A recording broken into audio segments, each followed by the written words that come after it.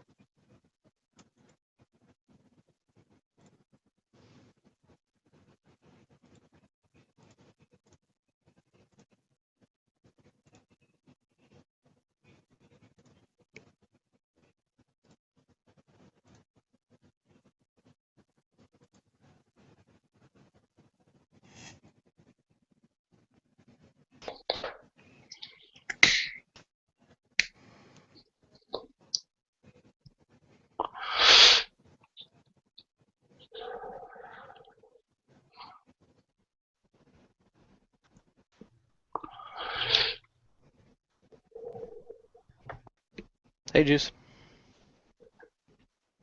Hello, humans. How you doing? Good.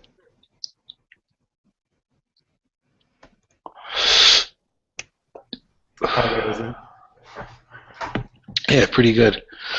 My brain isn't right yet. I went to this music festival last weekend, and I'm still feeling all over the place. Hey, that means it was a good time, right?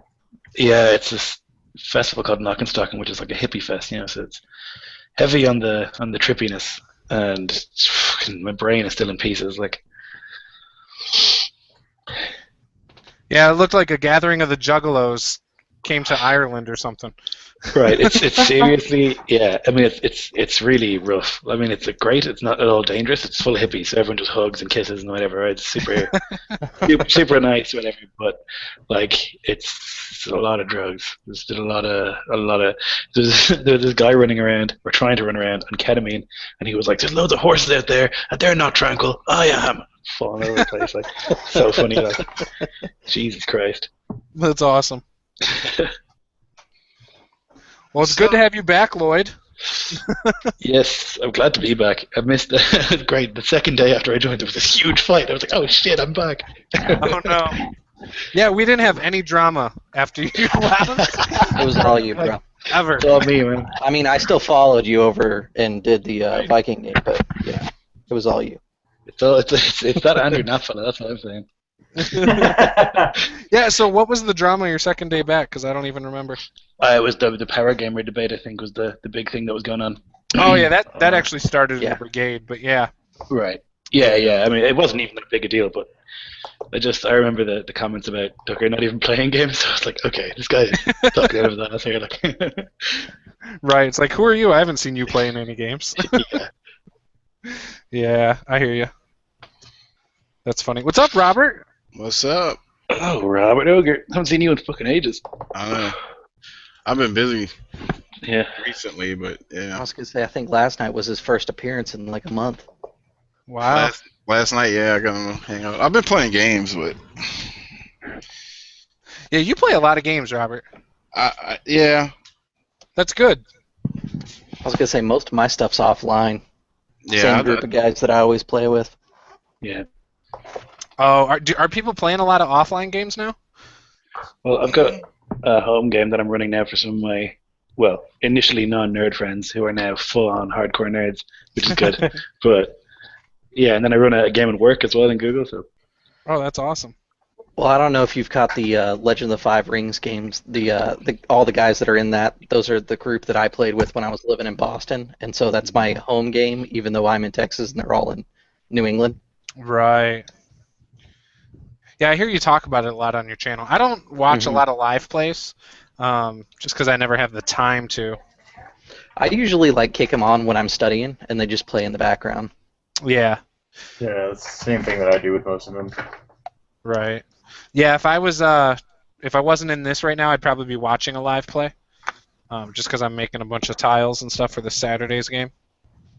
So, We did do something that I was actually really happy with this time for our recap, because Legend of the Five Rings, it's really important to have like diaries and letters home and stuff like that. okay. Instead of doing like a classic recap, I had one of the players read his letter home to his parents from the last game, Mhm. and it actually fit really well, and I thought it was pretty cool. Now, what system are you using for that? I mean, isn't it its own system? But it's I've its seen own it for system, Savage yeah. Worlds. Yeah, everybody converts everything for Savage Worlds, and that's kind of the end of Savage Worlds. I don't. Savage Worlds is a good system, but it just didn't click with me. Like it was a little too over the top for me. Even when you use the dials to like make it more gritty and stuff like that. Yeah, I don't like it. Like the success was just way too high when it happens. Right.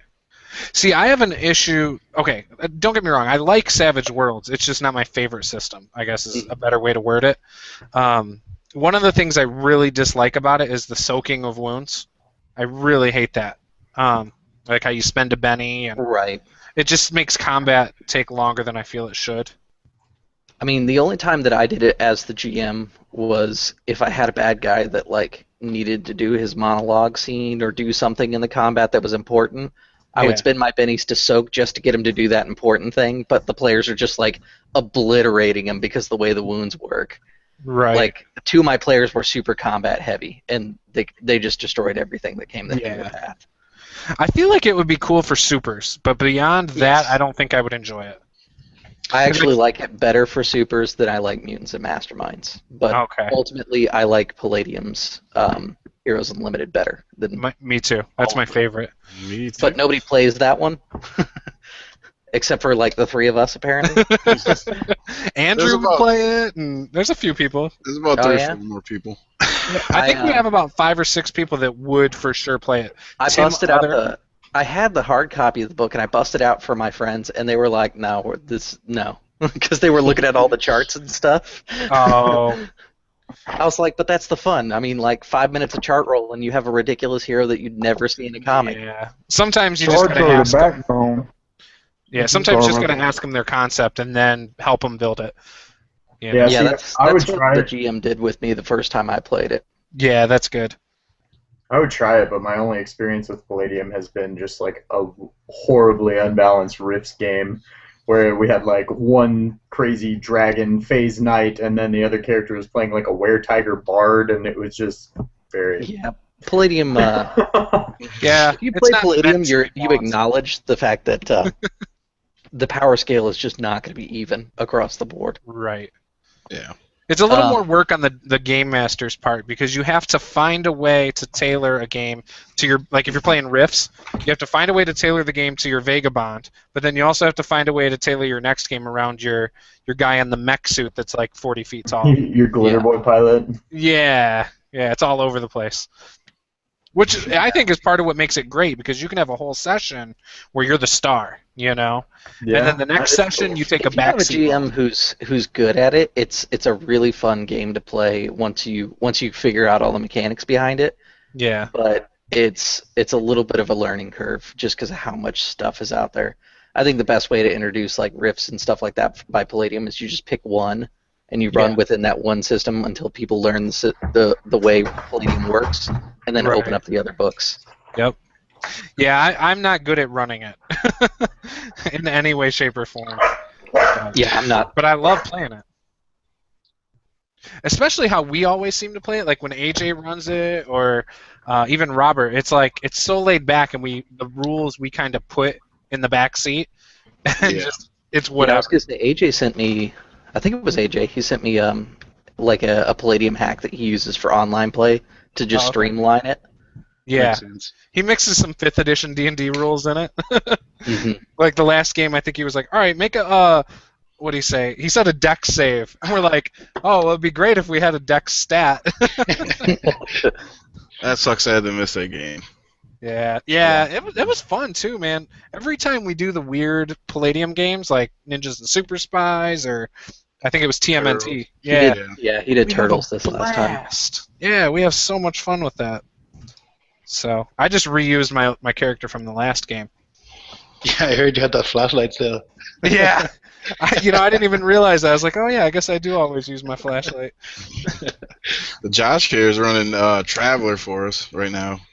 Oh shit, really? I'm having so much fun with that game. It's a Nice. great game. Apparently, the character creation for that game is just stellar. Like, Mhm. It really is. It's like a game unto itself. Like we literally used to like my home group when we would have like enough players not show up that we didn't want to run. We would just sit around and do Traveler character creation because it's just the most fun time kill you'll ever find, ever. Another good character creation for sci-fi is the Star Trek from Last Unicorn games. It's not as deadly as Traveler can be, but you do kind of the similar thing where you like pick out what your early history was, and then you do like your middle life history, and then you have like tours of duty, and it totally makes sense for Star Trek. But I'd like to see something like that in depth in something that wasn't like a military campaign. Yeah, Traveler is awesome because like you get a backstory. They give you like pieces of a backstory and you put it together and make it something fun. But I like it a lot. I don't have to buy it now. See, I'm leaning towards finally picking up Fate. Finally leaning that direction. You should. You should. There's enough people running Fate stuff that you'll definitely get some wear out of your book. I know, and like I have the PDF. I haven't read it yet, but what I did look at seems all right. Like it seems like I could pick it up and enjoy it. So I watched other people play it before I decided to play it in the one-shot group, and some of the stuff I saw online were people like blatantly abusing aspects to like power game Fate, which was totally weird now that I understand how Fate actually works. Right. And then when I went and played it with the one-shot group, I played with Ian Whitey, and he did a Mad Max game, and it was just phenomenal. Like, it was super smooth combat. It was really easy rules for it, and it was like, oh, this is how you read the dice? Okay. Meh. And we had a great time. Like, my character didn't even do what I built him to do. He was meant for, like, melee combat, and I just ran people over and drove the car the whole game. And it was still hilariously fun. So here's a question, because some of you are now getting into Age fantasy. Mm-hmm. Do you like that more than 5th edition D&D? And what about compared to Fate? Obviously, it's a different game altogether, but I like it more, but I'm an old school Renaissance style game player. Like, I like the old school Renaissance games. Like, I like Dungeon World a lot. I like Fate, which is kind of in between hippie and old school Renaissance and feel. Okay. That's another good Apocalypse World Engine.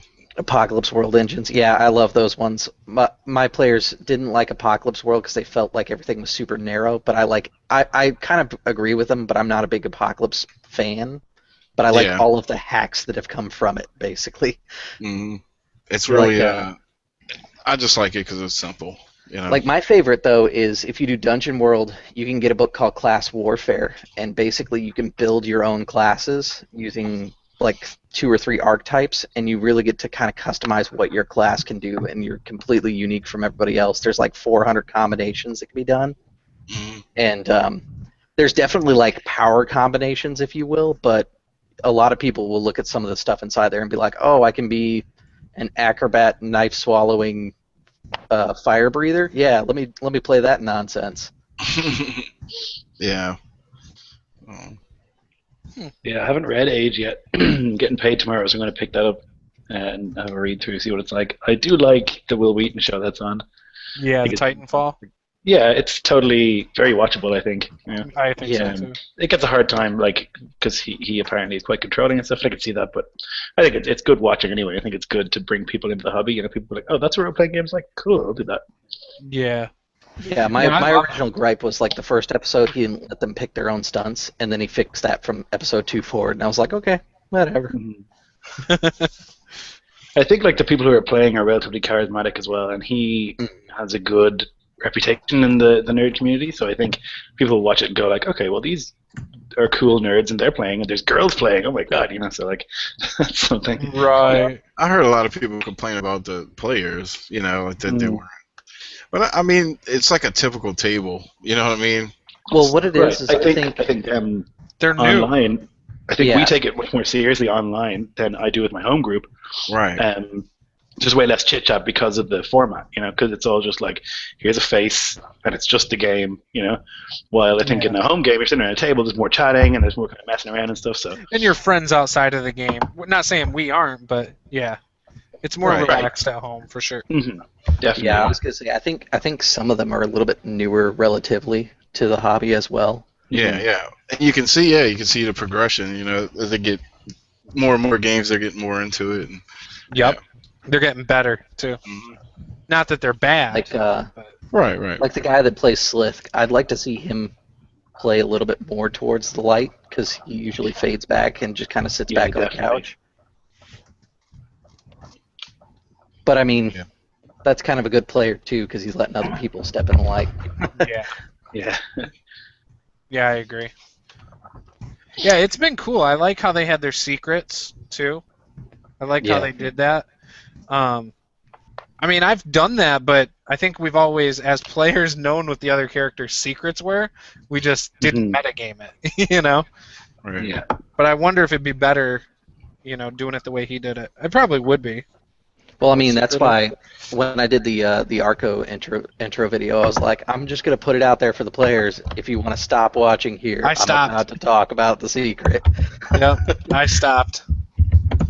Well, I saw it, and I was like, if the other guys decide to do secrets and they put that warning in there, I'm immediately leaving their video because I want to see it in the game because I thought that was really nice to be able to organically discover that about the other characters. I have a secret, but I haven't told anybody, and I am not putting it in the video. Tim knows. It's for that Copper Jackals game, obviously. Right. But yeah, he's the only one that knows. I think I said it in the Provokers chat, so I think all the Provokers know, which I think Barker's in our game, or somebody's in our game other than me. But I don't remember. Yeah, I think Barker's the other one that's in there. Yeah, so I wasn't too worried about that. I was like, well, whatever. Yeah. I don't know that number, so I'm going to ignore you. Hey, I know how that goes. Yeah. I screen all phone calls. Yeah, I do too. Yeah, I might be switching up careers here soon. I was offered a job in RV sales the other day, and I think I'm going to turn it down. Because they don't pay much starting out for training, and training goes for like 6 months. Yeah. It's less than minimum wage, but then you have potential to make good money.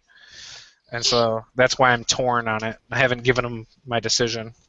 I'm like, I gotta start applying for places. I could totally see on one of those commercials, the RV commercial. They have a car kicking the tires. Yeah, they have a YouTube channel, and I was watching the crap out of it because I was like, I don't know anything about RV. But I could see Juice as like that guy from Futurama, wacky wavy inflatable arm tomb band. And then at the end, it's like, check out the OSG online at Facebook. I'll just start a YouTube channel for it and sticker it up like my gaming channel. Like, all right, guys. That's funny. So, Lloyd, now that you're back, are you running any games? Yeah, I'm running one on Saturday, cool.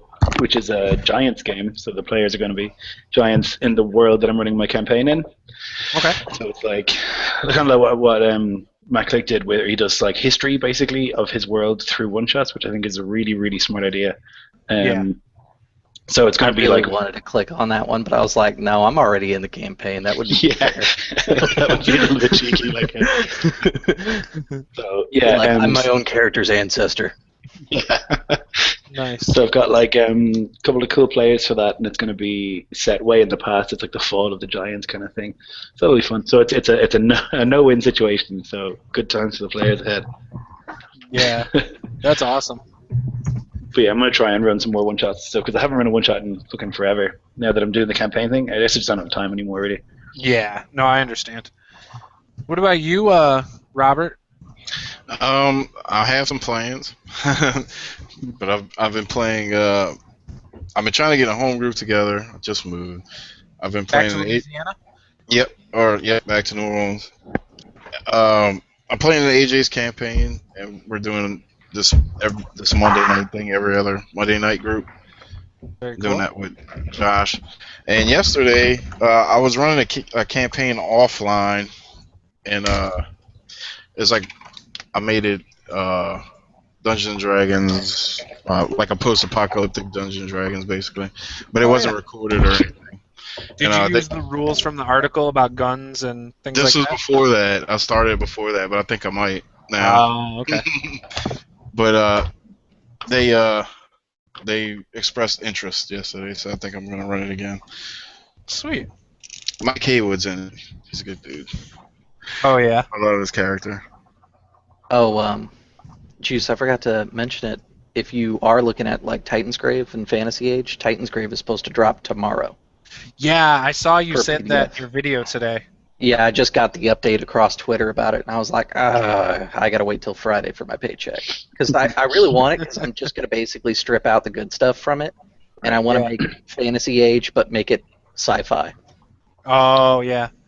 Because Yeah, that whole thing gave me Eberron. kind of a Numenera feel, you know? It's kind of science to and me, fantasy. it's the cool thing that I like about it is you get some games that try to go for like an over-the-top feel, and it just equates to more damage as output. The way that the Fantasy Age system and Dragon Age does it, it's like instead of doing more damage output, you have more control over the scene, like with your crits and stuff like that. Right. Which I thought would make a really good kind of like action sci-fi game, like a Mass Effect, but not Mass Effect, because I really don't want to get into the lore of all that stuff. I'd rather explore something new. Yeah. Yeah, it seems cool. I'm not normally big into sci-fi. Not that I'm opposed to it. It's just not my thing. I enjoy playing in it as long as it's the right group of players and game master and stuff.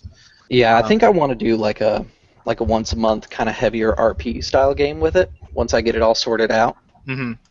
and then throw it up on the channel and hopefully get something where it's a good quality of RP and have some fun with it. Like my L5R game is a little bit more home game, so like we crack jokes and stuff inside there. Right. It's not quite as like heavy RP as like Provokers or Winds or even like the Horns game that Lloyd's running. Well, I should say the serious table that is Heroes, not those jokers in the other group. Yeah, it's funny. I've got two groups for this Horns of Karanoth campaign, and the group, shockingly enough, that Andrew Knapp is in, Shockingly. yeah, is a little bit more wild here. So it's funny to see the two games, like how they develop. That's funny. Yeah, I ordered the Cypher System book. Oh yeah. I still haven't gotten my free PDF yet. Monty Cook Games. I sent you 2 emails. See, that's my problem. I was like planning for this Friday to be my day to get the Cypher book, and then they were like, "Oh, here comes Titan's Grave." I was like, "Well, shit, that's the one I really want right now." So I'll do that, and then I'll get Cypher next. Yeah, I've been waiting a long time. I passed up Numenera and The Strange because I knew the Cypher was coming out. Yeah, I mean they've been talking about doing Cypher since like 3 days after Numenera got kickstarted. Yep. Yeah, my first big purchase though, I think I'm gonna get a Blue Yeti. I think that's the next thing I actually buy before I start buying like Fate or any of the other things. Yeah.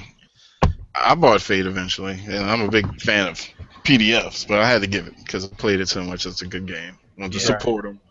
I bought the Fate dice, Fate brand. Yeah. See, I'm not a PDF fan at all, and so I have it, but it's just if it's not printed and bound, I'm not going to look at it usually. I get them for the Kindle, which is pretty handy. I've got a Kindle that I read pretty much constantly, so like it's a really good way to just like absorb games, you know. Yeah. I like both.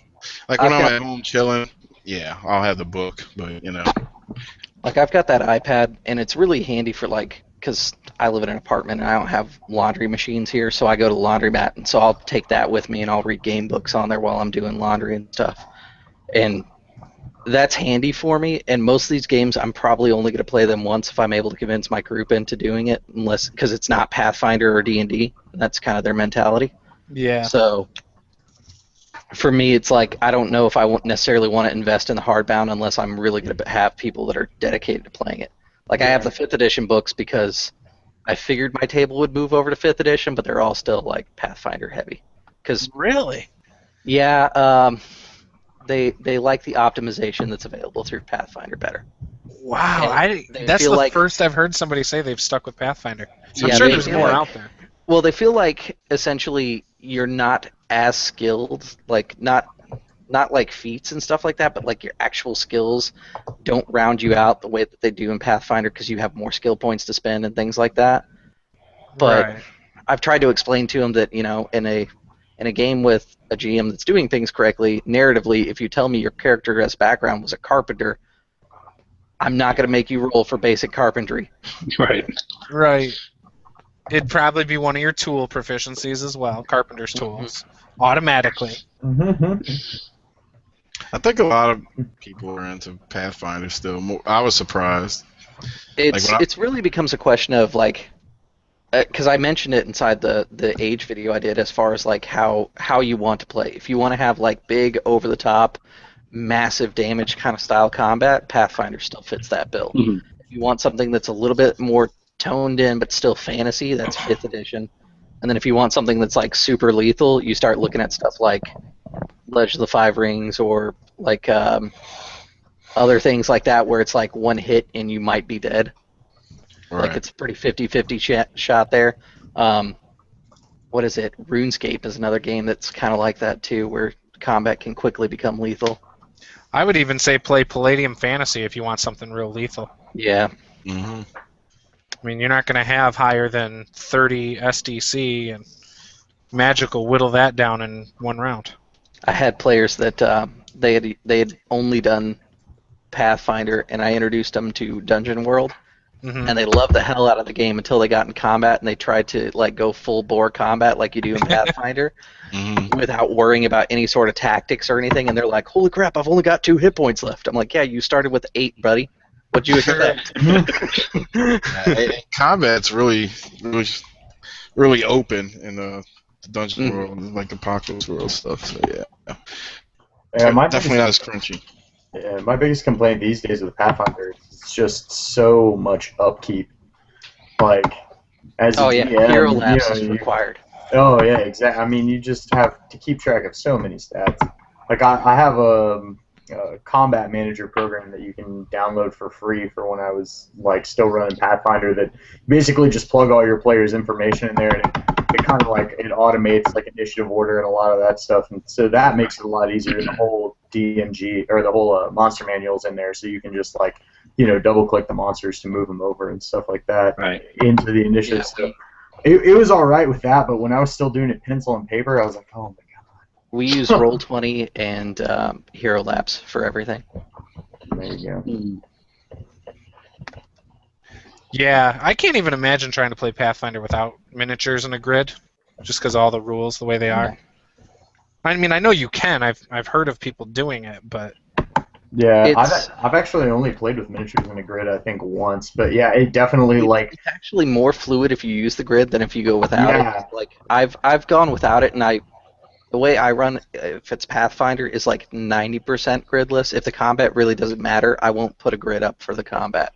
If it's Right. like a big tactical, like awesome dungeon boss battle, the grid comes out, and you got to use tactics and stuff like that. yeah. The group that I run at home, we just recently finished our Numenera campaign, and now we're starting a Fate campaign. We made characters the other day, and they were like, "What? But where are all the numbers? What? But what? Huh? You mean it's just sentences? But how do I know if I'm good or not?" It's like, That's kind of part of the reason I can't get them to try Numenera, or even because like we all have the Numenera books, Mhm. and they're like, well, I don't know because like there's no stats. I'm like, yeah, sort of. They're still stats, but they're just not what you understand them to be. That's And it's hilarious. like Numenera is pretty light on crunch anyway, but then going from that to Fate, which literally has nothing, it's like they're just like, what do you mean? It's just a sentence that I say, and then I'm good at it. What? It's really funny. Like, That's so funny. We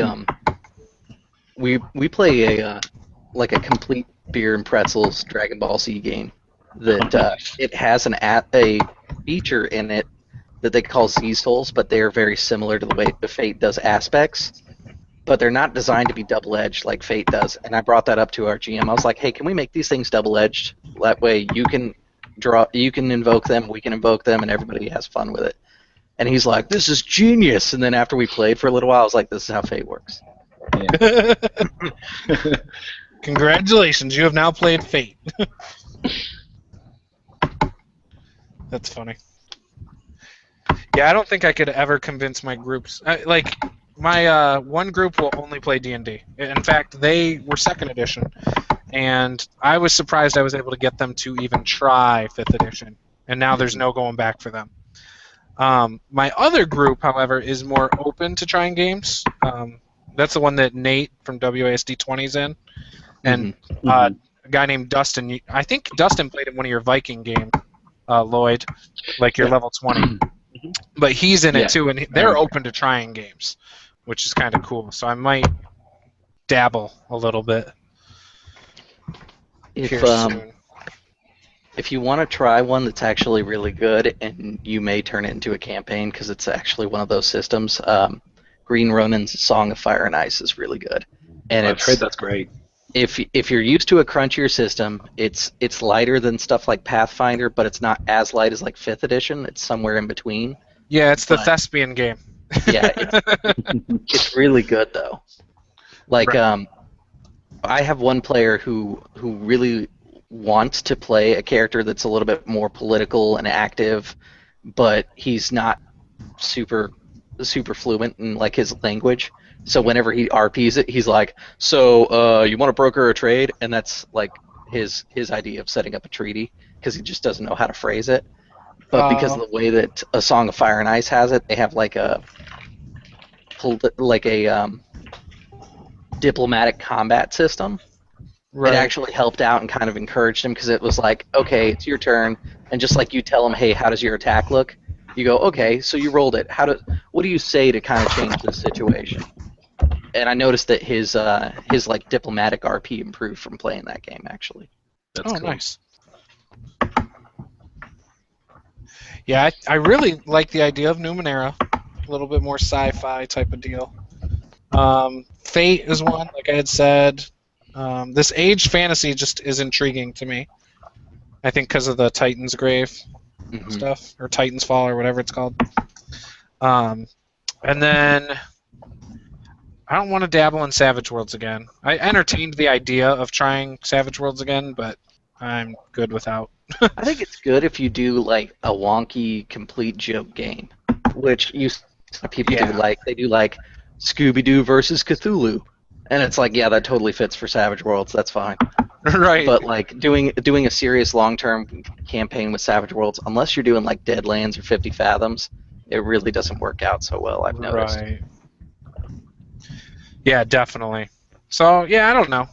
I think the next one I really dabble in will be Fate. I think that'll be the next game. That's a good one anyways, because once you understand the system, you've got limitless potential with it. So. Yeah. Well, and it's easy from what I've heard. Your character sheet is really less than a page. Like, you can use note cards,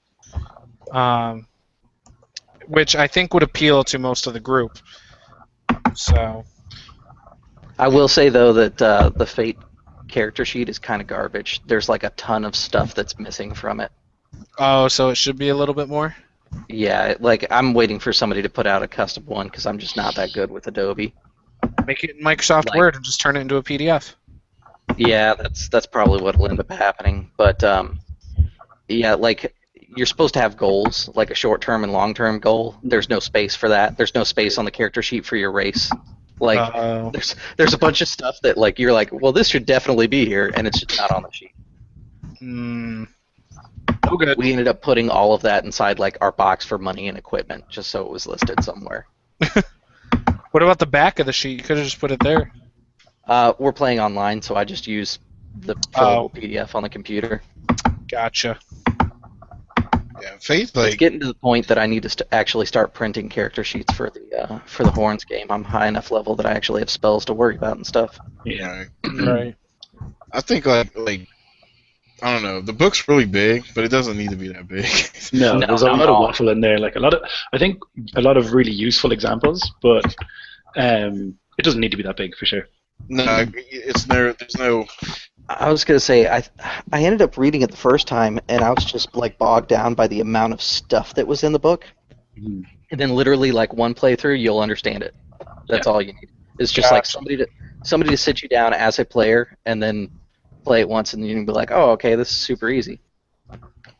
Hmm. So, do you guys think that Fate is going to be replaced by Age? Because it seems like a lot more people are talking about Age now. No. I don't think it's gonna be replaced. No. Yeah, I think it's a different. They It's play a a different tone. Yeah. Yeah. Okay. Because that was another concern I had, is maybe Fate is going to dwindle out. Like maybe it was a good flavor of the month, and now it's, Age. Because it's completely No. different. Yeah. Just- I think Fate works. It's a different tone. Yeah. Gotcha. Plus, you have guys on there like Red Dice Diaries that have his what is it his Oh, yeah. the Skyless Yeah. campaign or whatever it The is, Jade Punk thing. the Jade Punk one, yeah. Which I'm crazy jealous of his players because that setting is beautiful. It's really awesome. Yeah. Yeah, he loves that system. I mean, you've got like David Sams and stuff as well, who will play Fate till forever. Gotcha. The Fatriarch. I think Yeah. I was gonna say I think it's a real good universal game, but it's one of those things that out of the three quasi-universal games that are out there that are going to be the more popular ones with Fate, Cypher, and Age, it's going to be what kind of tone are you looking for? Because they each have a different tone of play. Yeah. I gotcha. That makes sense. Sorry, I'm cutting things. A little distracted. That's okay. Have you guys watched? Do any of you watch crafting videos at all? Yes. I watch tutorials on Warhammer because I recently bought some Warhammer, so I've watched a lot of that recently. But other than that, no, not really. There's this guy named Wylock, who I'm a huge fan. He's doing a system that's similar to like DMG or DM Scotty, but I think it looks so much better. And so I've been working on those lately, and I like how they come out way more than any of the other tiles I've ever made. Because when I'm at See, home, if I had- I always use miniatures. So Yeah, I was gonna say if I had a home game, I'd really try to do some more of those crafting stuff, but because when I used to work at a game store, we had set pieces that the guys from Warhammer would build all the time. They'd be like, Oh, "Oh, yeah. we don't need." They'd be like, "We don't need this building anymore. You can have this," and it's like this beautiful 8-hour painted job, Yeah. and it's like, "Oh my god, this is so beautiful. I'm using this in D&D." Oh, yeah, we have a store like that has a Like- ton of stuff that was donated, or they made it themselves. I don't know. But like I learned that's how to paint awesome figurines stuff. from a guy who he won a White Dwarf, and I love painting figurines, but playing online now, I don't do it. Like Yeah. I have the urge every so often to just buy a figurine and paint it, just because I don't have anything to do anymore. As far as that used to be my thing as like a contributing player. Is I'd be like, okay, everybody buy your figurines, I'll paint them up, we'll play the campaign. Now I don't have that. Oh, nice. I wish I had a player like that. Because I suck at painting, and I have a ton of miniatures that need to be painted. Well, I was gonna say it's something that I like to do. Like I have a degree in art, and so for me, like painting little miniatures and stuff like that, it's easy work for me, and I enjoy it. So Dude, yeah, that used to be like my cathartic, relaxed time, was like painting Mhm. Warhammer figs. Yeah, it's almost like meditation. You're so focused, you know. You just kind Exactly. of at the end, I just feel like especially if you paint an army, because it's like you're doing the same motif over and over and over. it's like a real process. It's really good for kind of chilling out. My favorite one I did a Tyranid army, and my favorite part about the Tyranids was when you got to the painting section, it was like, paint them however you want. They evolved to fit their atmosphere. Yeah. And I was like, oh my god, this is genius. So I had this idea that this this swarm landed on planets that didn't have suns around them. They were just these like death planets. So I like painted them with bioluminescence, and I bought like glow in the dark paint and stuff for them. And like I'd go to tournaments and I'd be like, turn out the lights. They'd be like, what? Just turn them out for a minute. You got to see my army.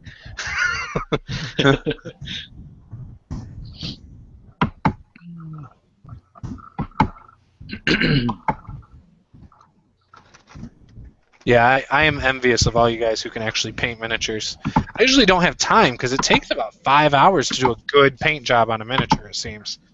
And I want to finish it in like an hour. Yeah.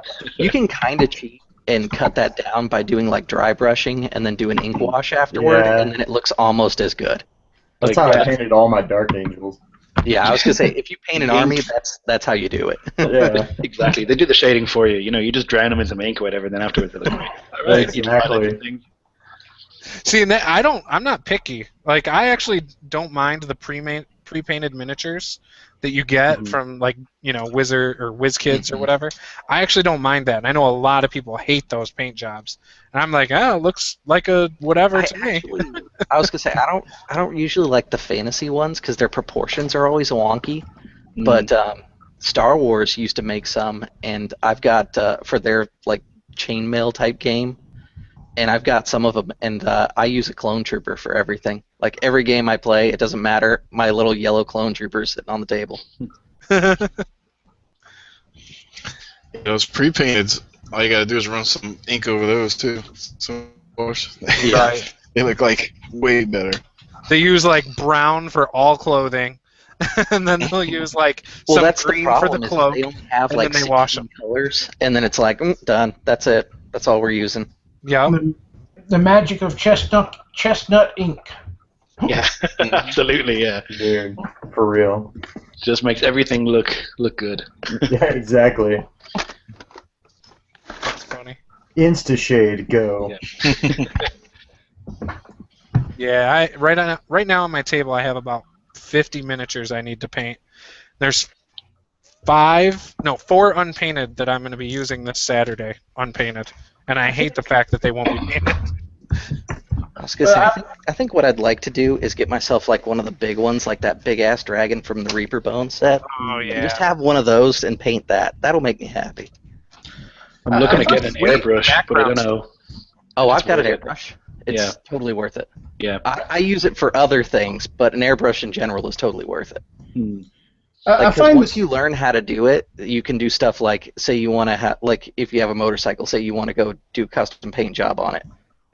With an airbrush, it's super quick, really easy to do. Mhm. Oh, do you have a motorcycle, Chris? I do not, but I want to get one, and my fiance is adamantly against that one, so I'm going to have to figure out how I'm going to get it. You can get it. Just go buy it. Just show up one day. I was going to say, I'm going to squirrel away money until it happens. There you go. There's the case I was looking for. Imagine that dragon as a set piece for your channel. There you go. Just put it in the I know. back on your counter. I know, I got to do something with my counter. It's kind of a mess right now. Yeah, here's my my little clone trooper. I use him for everything. Do you use them in Get him fantasy in games there. and stuff Yeah, too? it doesn't matter what game I'm playing. I just throw it on the table. For me, because like, I don't ever wear my glasses, even though I really should. It's easier if I find the same token every time. If I'm playing a long-term campaign and it's at a table, I will eventually like buy and paint a custom figure for that character, but I have to play for at least 6 games so I can be sure that the campaign's actually a campaign. Fizzle. Yeah. Yeah. Oh man, I've had so many campaigns do that. So many. In fact, all my at-home campaigns, except for the current 2 I'm running, have all fizzled. Like, never got to a good point. It's just a couple sessions in, done. I don't know. I think for me it's a little harder to do these online games and keep them rolling. I think the in-person ones are a little easier to maintain. Do you lose interest, or why do you think they're harder? I think it might be the medium, just because like I find that my patience gets a little bit thinner on the internet. Like because like I talk about how it's my home group, even though we're online. Like the stuff that I wouldn't care about if we were at somebody's house, like chilling, eating pizza, and joking around. I find that gets on my nerves real quick. I'm like, hey, we're playing a game. Oh, yeah, because you can hear someone chomping into their microphone. Mm-hmm. Yep. Like, I mean, that doesn't even bother me. It's more the side jokes and stuff. Like I get it, we're all nerds and stuff, and we've all seen the same like shows and stuff like that, but we don't need to hear the same little joke 3 times in a row. Right. I gotcha. No, that makes complete sense. I forget who make these, Juice, but you might be interested in them. If I can find them, but they're like these little tokens. They're just colored, and they're just small discs, and I use them for pretty much every bad guy. And I've got green, silver, red, blue, gold. When I worked at the game store and ran that ridiculous 15-person game, I used to use those for every bad guy. So I have like 40 of every color. Oh wow! But it's now I just have like a case that's just full of them that I use for everything. And I've never had players complain about it. Like the way I look at it is I like having my players have their own figurines. Yeah. And then bad guys like mooks, they just get little tokens. If my bad guy's important, I might build him a figurine. Like for the Provoker game, I'd give the Provoker a token, but the rest of them I wouldn't care. Right. There was a guy when I played Encounters on the other side of the state. He did. He bought washers, like a 50-pack of 1-inch washers or 2 inches, whatever, and he would just print out black and white pictures. Almost like the monsters. Yep, just glue them there, and they'd each have an individual number. If it was a human, it was you could tell by the picture, and he would just say, all right, which one you hit and which number. And I actually thought that worked out awesome. And when he flipped it over, he had the same picture, but he put a red like pen mark through, so you knew they were dead. That's not bad. Yeah, it worked out perfect. I was gonna say if you use the expo markers for like game mats, you can actually mark those tokens with the expo markers, and they rub right off. Oh, yep. You could probably use packing tape too over top, so it has a nice shine. Right. Make it dry erasable. Yeah, that running that game in that store taught me a few really unique skills that I will probably never use again. Like, it's running 15 people in a table is totally different. I know. Don't I, Jacob? Yeah, I can relate. Yeah, do you still go to Encounters over here? I haven't been able to for the summer, but that last game that I ran a few weeks ago, I think we had. Were you running at the other table? No, we had split. I think my last week in charge was your first week there. Okay, and then I thought you had popped in, but yeah, I played one game. It was the one where I scared the crap out of everybody when the cultist fell out of the sky because somebody flew him up, and as I described him falling to his death, I slammed my hand on the table and I scared all 15 people there. Right. Yeah, I was right next to you. My back messed with me. We had 7 or 8 people at each table. It was insane. Yeah. It was funny to me because I started Encounters there. They hadn't had Encounters in like 3 years. And for 4 months, we would have anywhere from 3 to 7 people. And then all of a sudden, spring hit. I had returned from my son being born, and I was like, all right, I'm back to running games. And we had like 10 to 15 people every week. It was crazy. And, yeah, but there were like the drama between a few of the people kind of just sucked the life out of me where I didn't enjoy it anymore. And so I was like, yeah, it's just not worth the hassle. I was employed by that store, so it was worth the hassle. Yeah, your store? Yeah. I like the table that I was at because I know we kind of split them. We split them more or less between RPers and Hack and Slash. Yeah. And I got the table that wanted to RP a little heavier. But the funny thing about that is that your table had more combat than ours that time I was there. Yeah. And I remember I'm like, we had one encounter, and then Tyler was like, oh, well, I haven't read this other part of the module, so you don't want to go forward. You might just want to go back. And at that point, we're like, well, why didn't you just not make it an option? Yeah, it's yeah, we had a lot of that, but I don't know. I had seen from that other table that there was a couple of disruptive players. Yeah, when you guys were in heavy RP, they were looking over at our table, wanting to know what we were doing. They weren't even playing. Yep. So now they're not focusing on you or whoever. I don't remember. I think Keith might have been running, but they're not focusing on the DM in the game. And now they're disrupting another table, and we're trying to get into RP. So yeah, I mean, I would like to go back, but it's a little out of the way. And with the summertime, I don't have the freedom on Wednesdays that I did. Once school starts up again, I might go back there. But I mean, I run a weekly game for about 60 to 90 minutes at my office, and then I've got a monthly home game that I play in.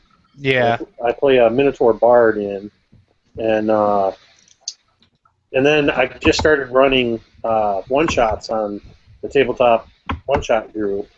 And between that and the Copper Jackals, I'm really enjoying doing that. So, right. Yeah, so you're getting a lot of good gaming in. I'm really enjoying. I ran a beginner game last Saturday. I wound up getting one guy from Croatia who had never played D&D or any RPG before. That was his first session ever. Oh, cool. Another kid from Ireland that it was definitely his first D&D 5e game. And I had a couple other guys. Voight's going to cherry pick him for his home campaign. There's a kid from Ireland? No way. Yeah. There's three of you. Yeah, he was. No. I'm the Irish guy. This can't happen. You gotta find these guys and take them out. Lloyd is gonna invite them to, an all-Irish game, and then he's gonna slowly figure out where they are and remove their inner. Yeah.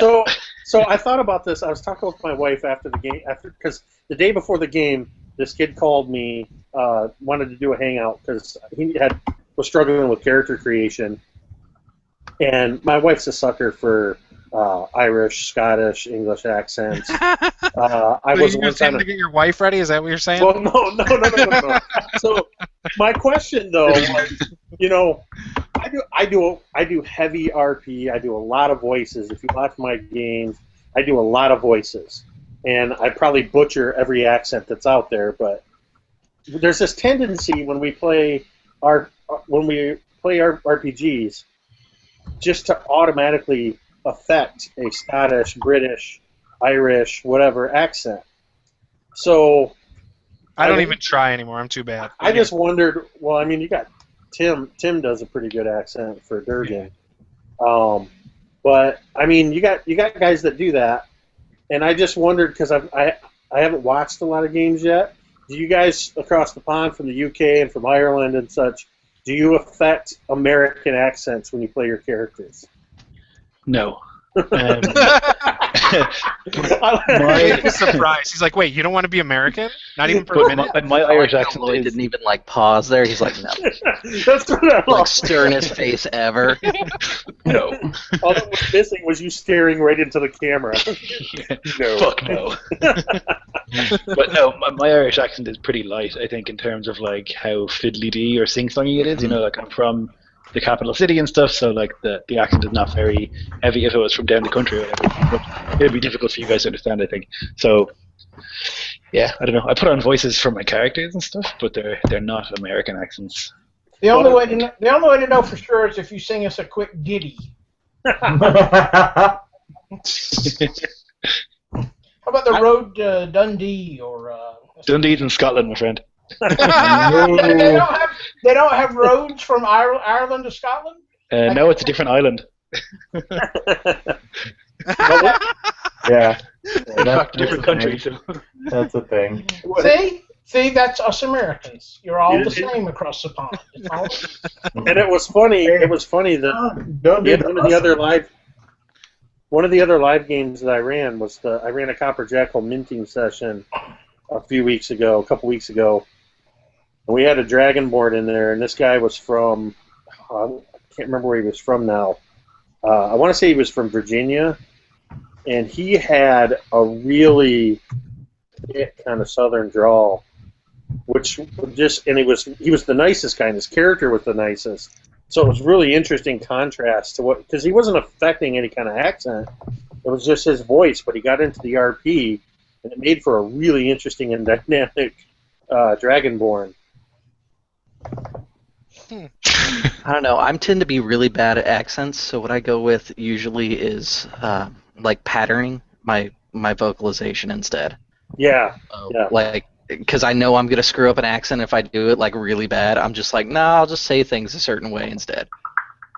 One of my Copper Jackals, though, he's kind of he's got Cockney garbage accent, and I got to work that out before I actually play him, because I'm gonna be real embarrassed if I'm like sitting there with a southern drawl trying to say the like phrasing. Yeah, I have a couple of like, I don't know how to describe it. I guess mouth shapes, and like I make a note for certain characters that it's I'll call it like old man and variations of like degrees of like 1 through 5, and that just means it's me straining my voice a little bit to have it be like an older man, or I might affect a lisp or a little something like that just to convey the different characters. I guess it just depends on how much I've had to drink and how into the RP I am at the time. I was gonna say, for the Horns of Ceranos game, I always get like hyper focused on something, because like that's how I always picture Ceric to be, is like he's a very focused character. So when I talk, I'm like looking at one point in my screen, being like, so I go over here and do this thing. Yeah, I do voices. I've given up. I'm playing a country guy in Traveler. Oh yeah, dude, I love Garrett.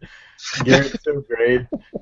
Cause like I forget that he has that accent until, cause like your character just he doesn't talk that much like during the exploration parts until he gets to the part where he talks, and it like I have to mute my mic every time because it fucking cracks me up, dude. It's great. 1, 2, 3, 4, 5. Yeah, I love accents personally. I butcher a lot of them, but every once in a while I get in a good groove. I love it when other people do them.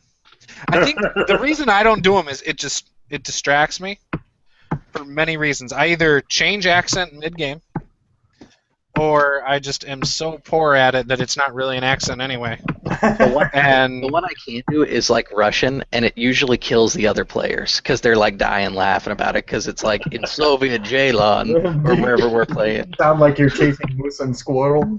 Yeah. We actually did a game where I make the joke about Soviet Jalan. I made a character that he came from like the little Russia of this metropolis city, Jalan, and he would always say in Soviet Jalan, and his name was Boris, and he wielded 2 great axes because we were using some stupid like 3rd edition feats in Pathfinder, so I could monkey grip them things. Oh, nice.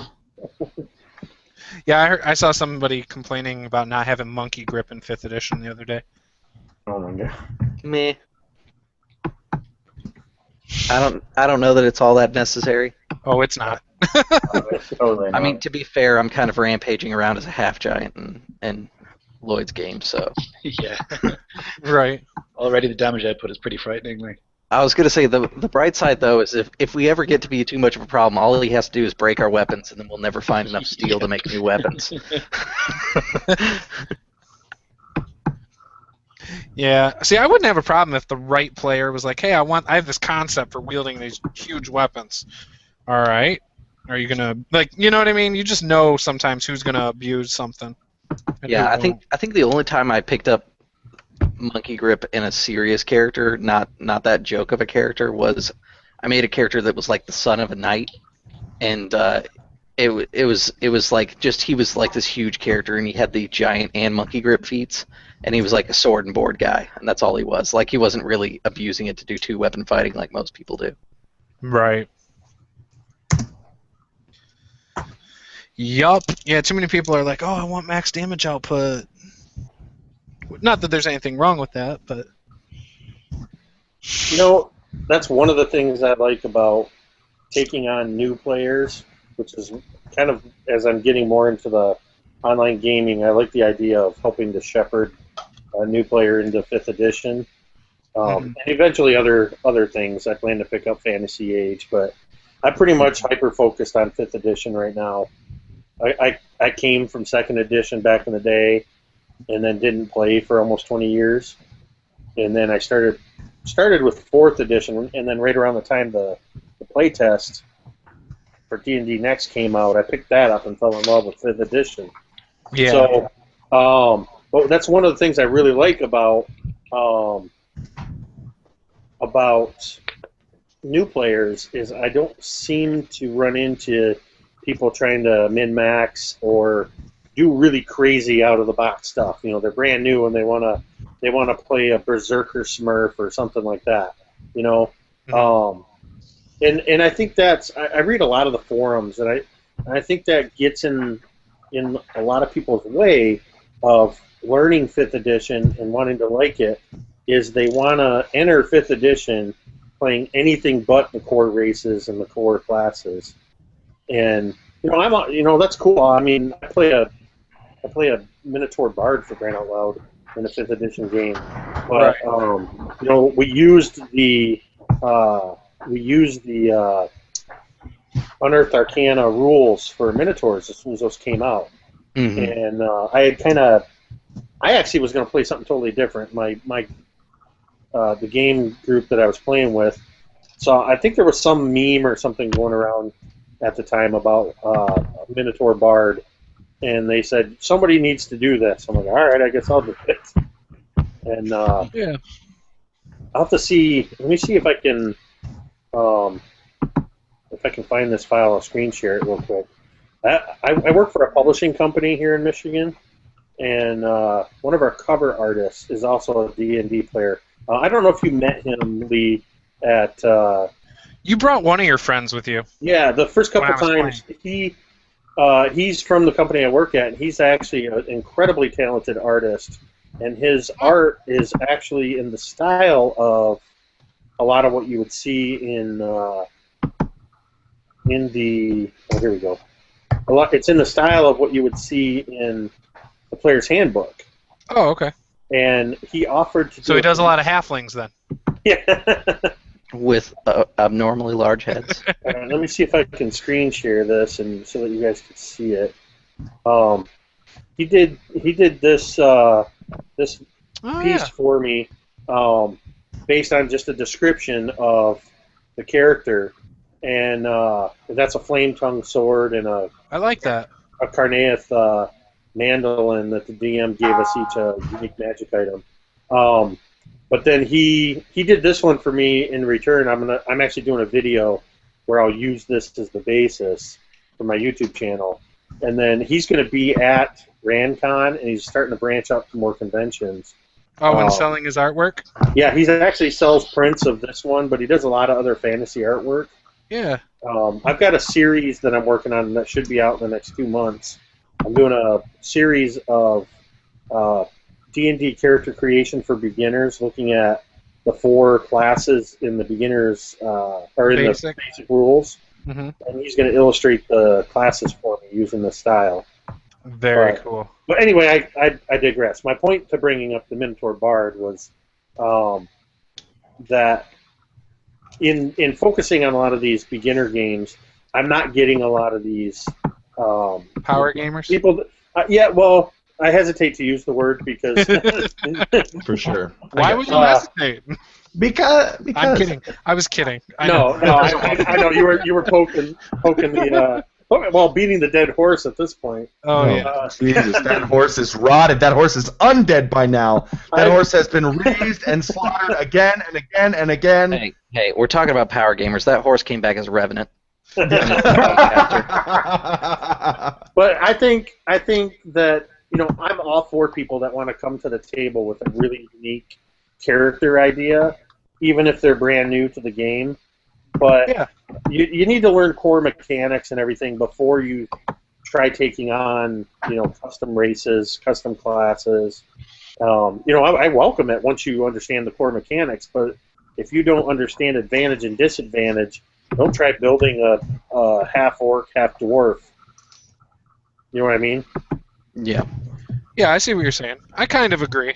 I mean, I might disagree in some aspects, but I see exactly what you're saying. Like, don't try to pull some monster race out of the book where we have to modify it to work if you can't grasp the basic gist of the game. And I get, from that perspective, I totally get it.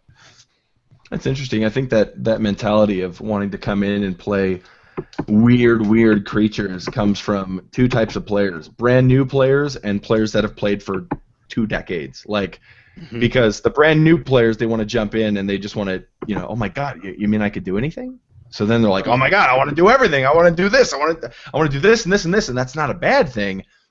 I feel like the worst part is when you have very closed-minded, experienced players that want to play that thing, and they won't play anything else, and they won't even listen to you when you tell them, come on, man, give me a little leeway. They'll be like, no, I want to play my demon pixie gnome right now, and if I don't play him, I'm going to screw up your game. And hi, Robert Ogre. I haven't seen you in like a month, man. Hey, what's up? Oh, man, I thought he was going to blame you for that one. Robert Ogre. Robert Ogre. There's a lot of new faces in here, man. This is cool. This is you got Chris Wilhelm, who's I freaking love your channel, and then we got MTD. Jake. I don't think I've post your link in the chat, man, so I can check your stuff Mini out. terrain domain. Yeah, he did. Obviously, I know. I kind of came in from the terrain stuff. I started terrain crafting. I'm doing more with the one-shot group. Cool, man. I've been down for about 2 months. I had a catastrophic hard drive failure, and I can't get my version of Final Cut Pro to work. And even without the hard drive failure, you'd have that problem. Yeah. Well, yeah. So I mean, I've got the new computer. I've got plenty of stuff I want to do, but I've been focusing, I guess, on the one-shot games of late. Since you don't really need any editing software or anything to do that. But, yeah, for sure. Sorry.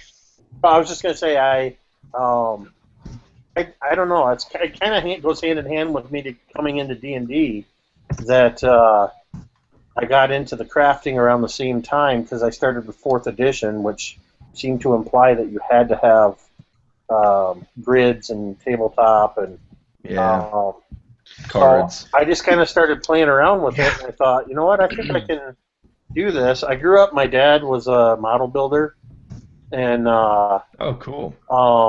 So I mean, like model airplanes and stuff. Yeah, I mean, like a lot of sci-fi, like Battlestar Galactica, Star Wars.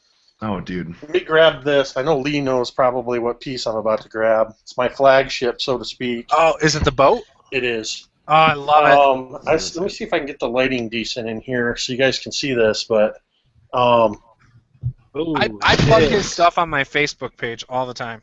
This is almost 100% dollar store foam core. It's roughly a Caravel class. It's done in 28mm style. It has within the game. It has a lot of magical properties that we added to it. It has the power of flight, and it can, with a limited capacity, it can travel basically almost like warp speed. But it's all, I don't know if you can see the texture on there. That's all just texture with wire brush and pencil and stuff. And probably, I never keep track of my stuff. I don't know. It took me like 25 Doctor Who episodes to craft. I like that. That's a measurement of time. That's how I measure my time. I spent 1 week of crafting where I literally watched a season and a half of Doctor Who in 1 week. But to be fair, I cranked out Archer while reading Fantasy Age, so that ship, I probably have 30 to 40 hours into it, and in all honesty, there's probably $5 to $10 worth of materials in it. And prior to building this, I had never built a ship. I'd never knew anything about building ships. I just researched some stuff. Barker, I'll post the link here in a minute. I have a video tour of that on there. Yeah, post the link. But now that I know that it only took you, that few episodes, it'll probably only cost me like $10 to have you, make one for me, right? Yeah, that's how that works. See, Barker, he's already told me he's sending me one for free. So. Oh shit! We'll do an auction. Juice might have to remind me of that conversation, but It was at the store. You said any little things I need. You said any little things I need, you would make for me. I do recall tables and chairs. I don't remember full-size galleons being on the table. No, listen, Jake. Little things equates to equal to or less than 20 episodes of Doctor Who. Right. So that's how we measure it. Well, I'll tell you, Juice. I know you're in the Michigan area, and you said you might be going to Grand Con. I've volunteered, so I will be there. Okay. So I'm Juice, I'm is this actually the first time you've ever volunteered? I volunteered last year too. I'm going to be running Good, you're a. at least aware of what you're getting Dude, into. I love Juice. I love your tiles, dude. I did 18 hours. Those are volunteer awesome. work. Go to hell. Those are so good. I'm gonna be running a game There we go. throughout the weekend there. Love 'em. Oh wow, those are. These are not that good. These are my first ones of the Wylock style, but I liked them. It took me like I like 8 how hours. I like how they're raised in sections, kind of like because it looks like they're 2x2, and each square inch is raised a little bit. That's Yeah. really neat. Dude, I've been watching the one I Wylock's just channel, and those are phenomenal. Oh, that one's excellent. Yeah, this one still needs the edging to cover up the corrugation, and Nice. then obviously paint. But it's just some foam Corrugation. board and cereal boxes. Even though he says don't use them, I do. I also Juice cheat. says don't use them. You're a rebel. I also cheat, and I cut all the squares to 2.5 light. So I don't follow his instructions 100%. But So who else do we got? We got Roll with the Punches, who's basically Jake. If you fucking put on one of those hats, I mean, what's going on? There's here? a large amount of beards in here for sure. Yeah, I know. Very true. Oh Except my God. Parker. Yeah, I know. I'm the only one who was born a girl, and I I was gonna say, hey Parker, don't feel bad. Soon I'm gonna have to be naked too, because I got a job interviews coming up, and everybody. don't do that. They love the beard. Do not No, compromise. here in Texas they don't. Like they. No, not if it's They really don't. Like- It's true. You can do the beard, but you have to carry a sidearm as well. Yeah, he's like. Yeah, I was gonna say you gotta Don't carry a just solve your sidearm, vote. and you gotta be like going for Texas State Troopers, and then you're Like- okay. I'm applying for a razor company, so I can't have a beard. Well, you could wear the beard and use the razor in the interview to show. Yes. Oh yeah. To show your knowledge. So much What's of up, a Ken? product. I grew this out for the last because, 3 like- days just for this interview. It kills me because like I'm really meticulous about my beard and everything. Like I groom the hell out of it, and they're like, "No, you Me got to too. lose the beard." Me too, man. I'm really. You know, Guinness made me when I worked at Guinness, they made me shave my beard, and I was like, "What the fuck? That's not the What? image for Guinness." That's bullshit. What? I worked What'd you as do a there? tour guide I almost in the lost Guinness my water there. brewery, and they were like, "You got to shave that beard." I'm like, "What the fuck are you talking about? Shave the beard?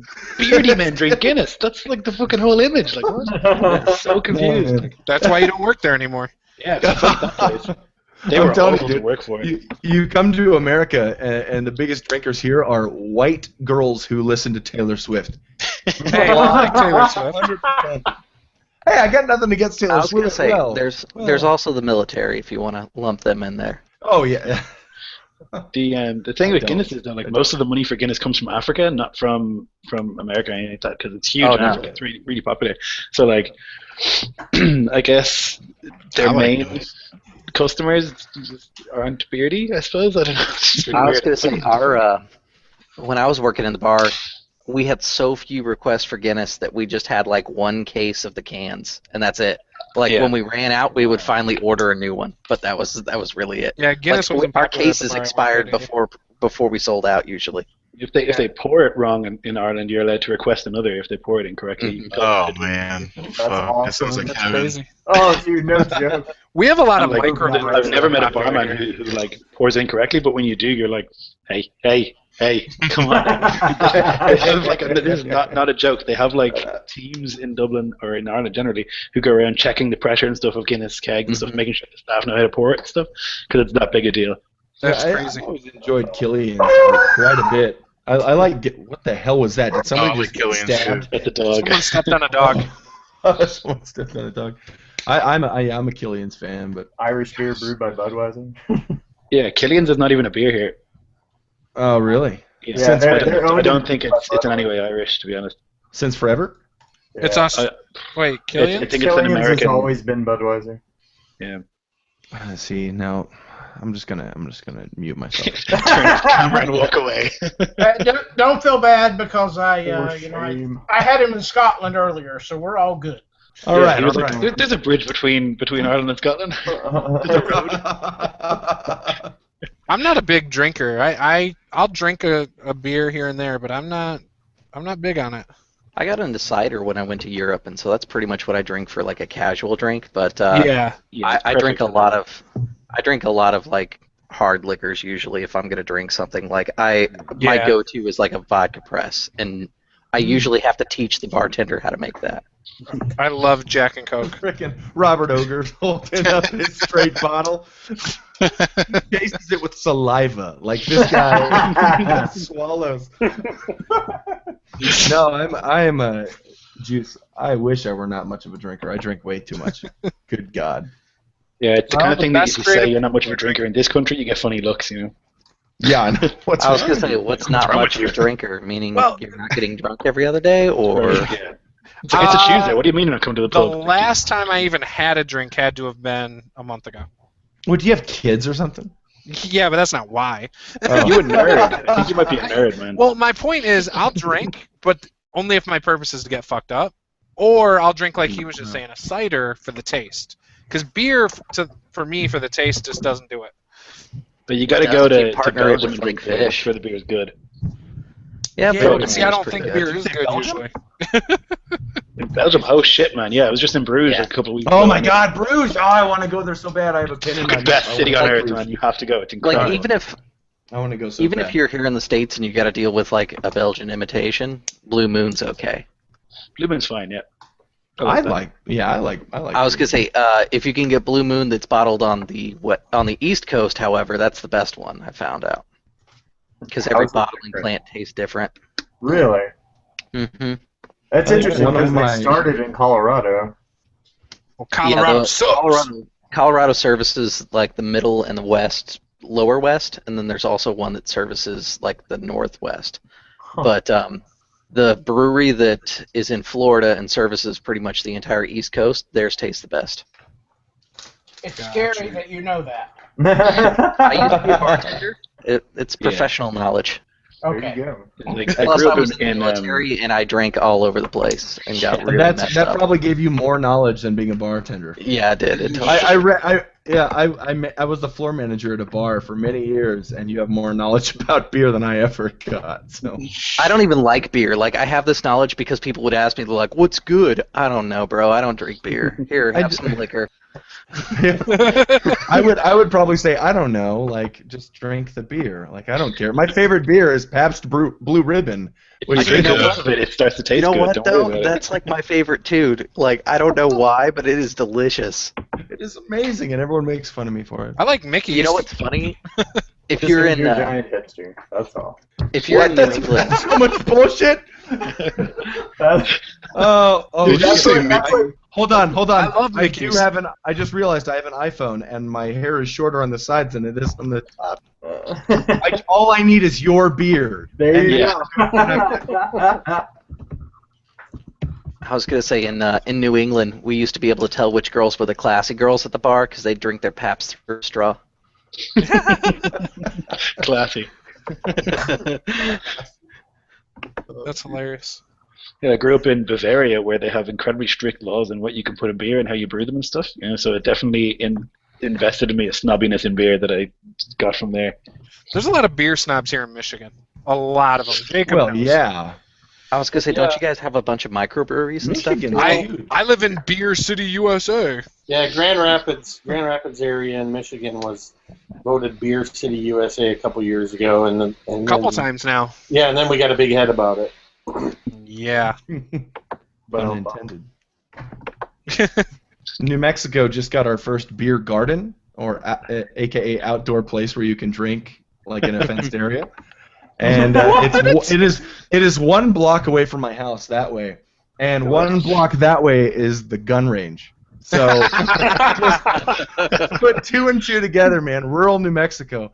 We're smart folk here.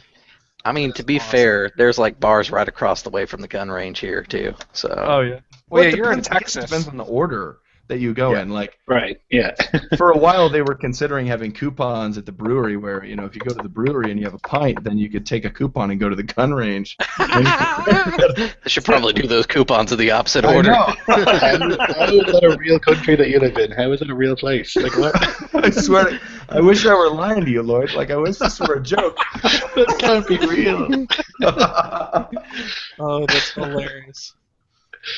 What? That's so ridiculous. Only in America. Yep. Really? Well, though, New actually. Mexico's barely America, to be fair. No, that's bullshit. Mexico's It's named barely after America. another country. Come on. That's true. Well, New England. I mean, Jesus. New Hampshire. New Named York. after Yeah, the but New England is really far away from England, so that one gets a bye. It gets a pass. Okay, that's a good point. Where's New Canada? Is that like North Dakota? I'm trying That's to- Michigan. That's Michigan. Yeah, it's the North UP. Dakota. I think you're on the wrong side of the map. Actually, yeah, North Dakota's probably closer. It's probably very similar. I was gonna say if I was gonna rename one of them as New Canada, it'd probably be Maine. Oh. Yeah. Not Montana. Yeah, I'd probably go with like North Dakota or something. I just feel like North Dakota is. Useless. I wasn't gonna offense. say it, but okay. No offense, man. Now but, that we're on the topic. you know, that small population up there. Does someone here live in North Dakota? Probably not. I bet you we do Okay. not have a single person in the one shot group from North Dakota. I feel like the only thing there's there's a next comment inside there. Question on the one shot group right now. Aren't they all cattle ranchers up there? Go ahead. Can cattle exist in North Dakota? I know that the movie They have Fargo. farmland. I was gonna say you gotta phrase the question really insulting though over there in Kostroma. Be like, does North Dakota have internet? And just leave it like that. I don't think they have the internet in North Dakota, so I think you're safe. Are any of you cattle ranching bitches from North Dakota? There's only two things come from North Dakota. I really don't know anything about North Dakota. the movie Fargo's from. It was set in North Dakota. That's like the Yeah. best movie ever. That was Yeah, it's named after their capital, isn't it? Is that the cap? No, I think. Yeah, I think it is. Yeah. Hold on. No. Yeah. Capital of Wow, North Korea came up first. On Google. It's Bismarck, you bitches. Bismarck. I knew it. I knew it Like wasn't- Bismarcky the rapper? yeah. Bismarck, No, the in fact, German it was diplomat, named after more him. likely. It was named after Bismarcky. The guy who tried to stop World War I from happening. It's my favorite. Yeah, he did. My favorite city is actually Two Chains, Massachusetts. Oh Lord. Sounds like an awesome place. Snoop Dogg, Minnesota. Snoop Dogg, Minnesota. I'm What? just gonna I'm gonna milk this for all it's worth. Naming cities after rappers. I'm gonna do it. 50 Cent, Michigan. 50 Cent. That's 50 Cent. Say it right. Well, sorry. Yeah, my He apologies. just filed for bankruptcy. 50 Cent. He got sued and filed for bankruptcy, so he wouldn't have to pay a bunch of stuff. Wow. So what's Really? he just? Wow. Is he just paying himself with life water now, basically? I have no idea. I know he's loaded still. Yeah. You can file for bankruptcy and still be loaded. That's Donald Trump's filed for bankruptcy like what, 6, 7 times? yeah, 6 times, man, and he's running for president. Oh, God. Nope, we're not going to talk about it. I was going to say, I think it's a- Well, even Republicans think he's a joke. Come on. We can Yeah, I talk think about that's why he's there. I think Yeah, he's there yeah. to make all the other Republican candidates look It's better. Donald Trump you're talking about. it. You think so? Yeah, I feel like he like makes it the Like he whole said his party daughter look was a bad, hottie. though. Which probably is. I don't know. He recently said something about, like, man, if my daughter wasn't my daughter, I'd probably bang her. Jesus Christ. You know That's what? wrong. I feel like that might be an Onion article, but I'm still not surprised. And that's when you know you're fucked. Now, in his defense, she is kind of hot. But Oh Jesus Christ. no! Donald Trump. I have a feeling we would go to war with every country if Donald Trump was president. Like, even you guys over there in Ireland, we'd be at war with you over potatoes. We have a navy consisting of one guy in a rowboat with a rock. That's our navy. and you're Don't have taking an that army boat to there. Scotland, aren't you? Yeah. We literally don't have an army. Well, we have, but it's like it's not. an army. There's like 30 people in it, and they have one gun. That's funny. We've been neutral forever. I love it, man. That's the best. 4, 5, 6, 7. Yeah, so Tim can't make it to the Giant game, which is kind of a bummer. Tim Carney? Yeah. He was going to be playing. For Friday?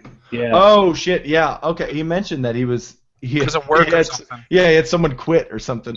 Yeah. Yeah, he was telling all of us that, too. I'm playing a gnome pixie giant. You are in your fucking arse. named Mary Sue. That's what I'm named. He has Your special options here: snowflake play powers. giant, not fucking play. Those are your options. Oh, man. He's got Eldritch Blast that just shoots snowflakes. Yeah. I just shoot spotlights and they're all shining on me. That's all I fire. No, tomorrow I'll let you know about my character I've been thinking about and rolling. And you can tell me. It's a terrible character. If you want to. Yeah, you can tell me that. I want you to. His name is Dice. He casts spells. Oh, I've already commissioned some fan art to be. All right, Tegan, get it. Oh, shit. Fucking fan art. Oh my god. I'll be right back, guys. Oh yeah. Actually, you know what? You say something one time and it'll haunt you forever. Actually, you know what? I gotta go play. I'm gonna say something else that's gonna bug you. I'm gonna go play some Heroes of the Storm because it's the best MOBA ever. Lloyd. Shut your damn mouth. was It's a gonna say, MOBA is for there 4-year-olds. It is baby's first MOBA. Yeah. And I'm gonna go play it. All right, I'll talk to you guys later. I'll talk to you tomorrow, Lloyd. Alrighty, good luck. See you guys. Good Right. luck, Jesus. That's just what we say here. I don't know.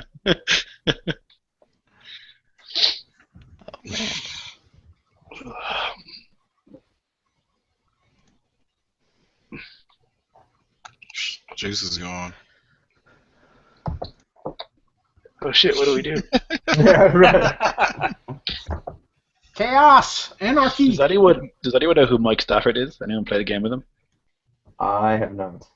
The name sounds familiar, He, but I haven't done a game with him.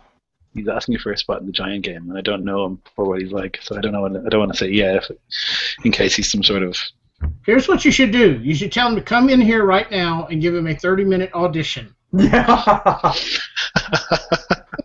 Yeah, I actually really like that. It's the extreme now. You need to audition for your part.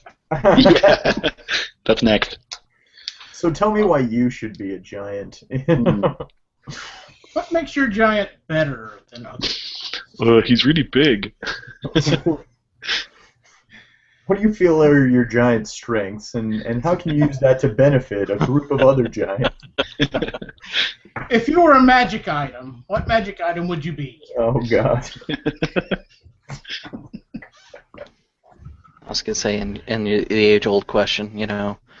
So, say you were to get hired here at the company. Could you explain to me how you were once a giant and used your giant skills to problem solve? Yeah. What? Yeah. What's your giant's biggest weakness? And tell me how you'd be able to use that as a strength. I always feel like answering those questions like a smartass, just one interview. Just like go complete smartass on it, and they're like, "What's your biggest weakness?" My goddamn charisma. People just. Yeah, I'm just so smart. At Google, they asked me explain AdSense to a 5-year-old, and I was like, "Well, like, why would I explain it to?" They would find that incredibly boring. Like, I don't even like why, and they were just like, "Okay, explain it simply." I'm like, okay, that's a better question. Why would I explain it to a 5-year-old? Like. That is a good question. It's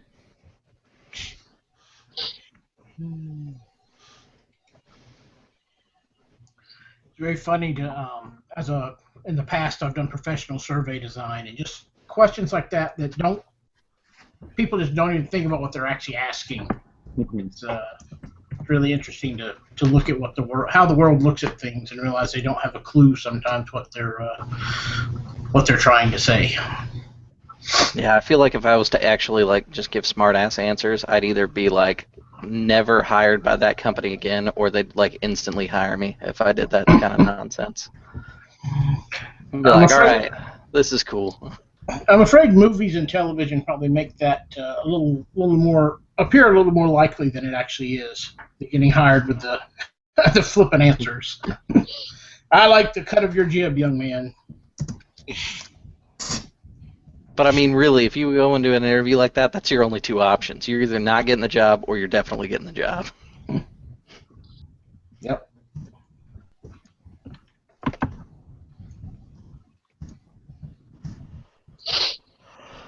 Oh man. Oh. Miniature terrain. I'm already subscribed. Subscribe harder. Oh, unsubscribe. More. I was gonna say you can unsub and resub.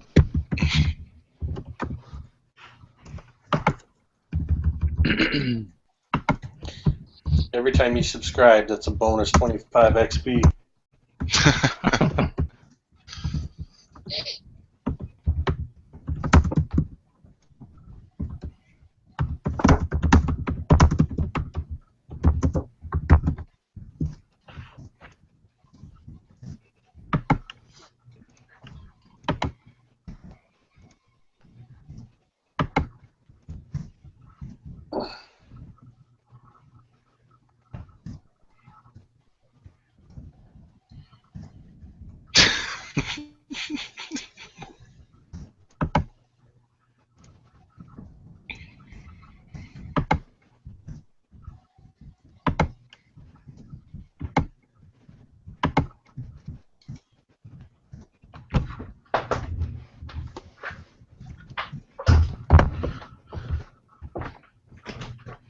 This is like gonna come watch this and you're like, what? Yeah, sorry, I was actually checking comments and stuff. Yeah, me too. Let me stop it.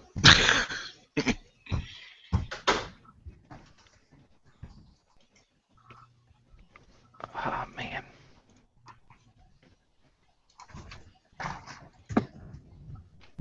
I'm trying to get my notes finished for Chepe's Sorcerer's Bloodlines. So I told him I'd do a review video for it. I was going to try to get it up tonight. Oh, the PDF he did? Yeah. Yeah. Is that why you got your Chepe hat on? No, I actually usually wear this. That's funny. Like we all met in the video. Oh yeah, on We that all world have building glasses hangout. in the same hat. Yeah, all had did a glasses, the response same video. hat, and facial hair. I was gonna say, I did the response video for Chepe, and I busted out my driving cap and glasses for it and put on a button-up shirt. And I did it as my my Chepe cosplay, is what I called it during the video. That's awesome.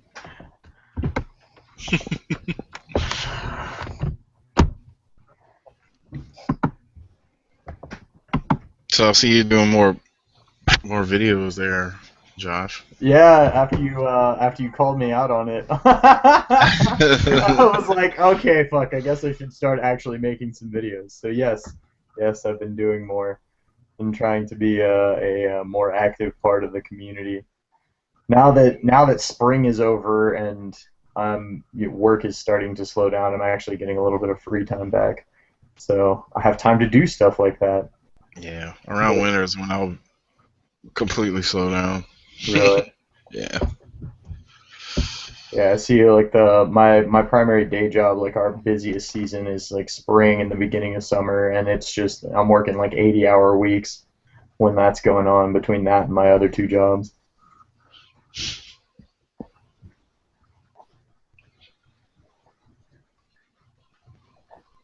Yeah. Keeping up with my games. I think Juice had a campaign I was going to play with Juice. I don't know if that's going to happen. Hopefully it does. Keeps getting resurrected. What campaign? Were you running it or was Juice running it? Juice. Was that the Yeah, it was- the Anvil Ringers one? Yep.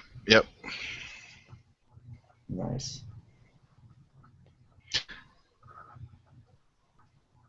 I know. I'll definitely be doing some one shots soon, though. Especially after I get the Cypher system. There you I'm gonna go. try it out. Yeah, I actually realized the other day that I still have yet to play in one of your games. Yeah, I haven't been running games in quite a while. Oh, dude, I've been it's cool. playing. Everybody's got life. I Yeah. totally understand. But coming soon. I'll be running. Sweet. Finally moved and I got my own little space here. It's a lot easier to do things like that. I just need to find time. Got more busy. Dude, yeah, I mean, that's half of it. Like, depending on what system you're running in, like, half of it is finding the time for the adventure prep. Yeah. Well, gonna jump out and do anything. Just let it go. See what happens. All right, sorry The guys. bright side is the more you play the system, the easier it becomes for your prep. Right. What'd I miss? Anything good? A lot of awkward silences and I was gonna say I think Barker broke Lloyd because he left. Lloyd left? Oh wow, they both left. Yeah. Yeah. Barker said something about playing Heroes, and Lloyd was like, "Fuck this place, I'm out." It's like I'm going back to the Wild West. No.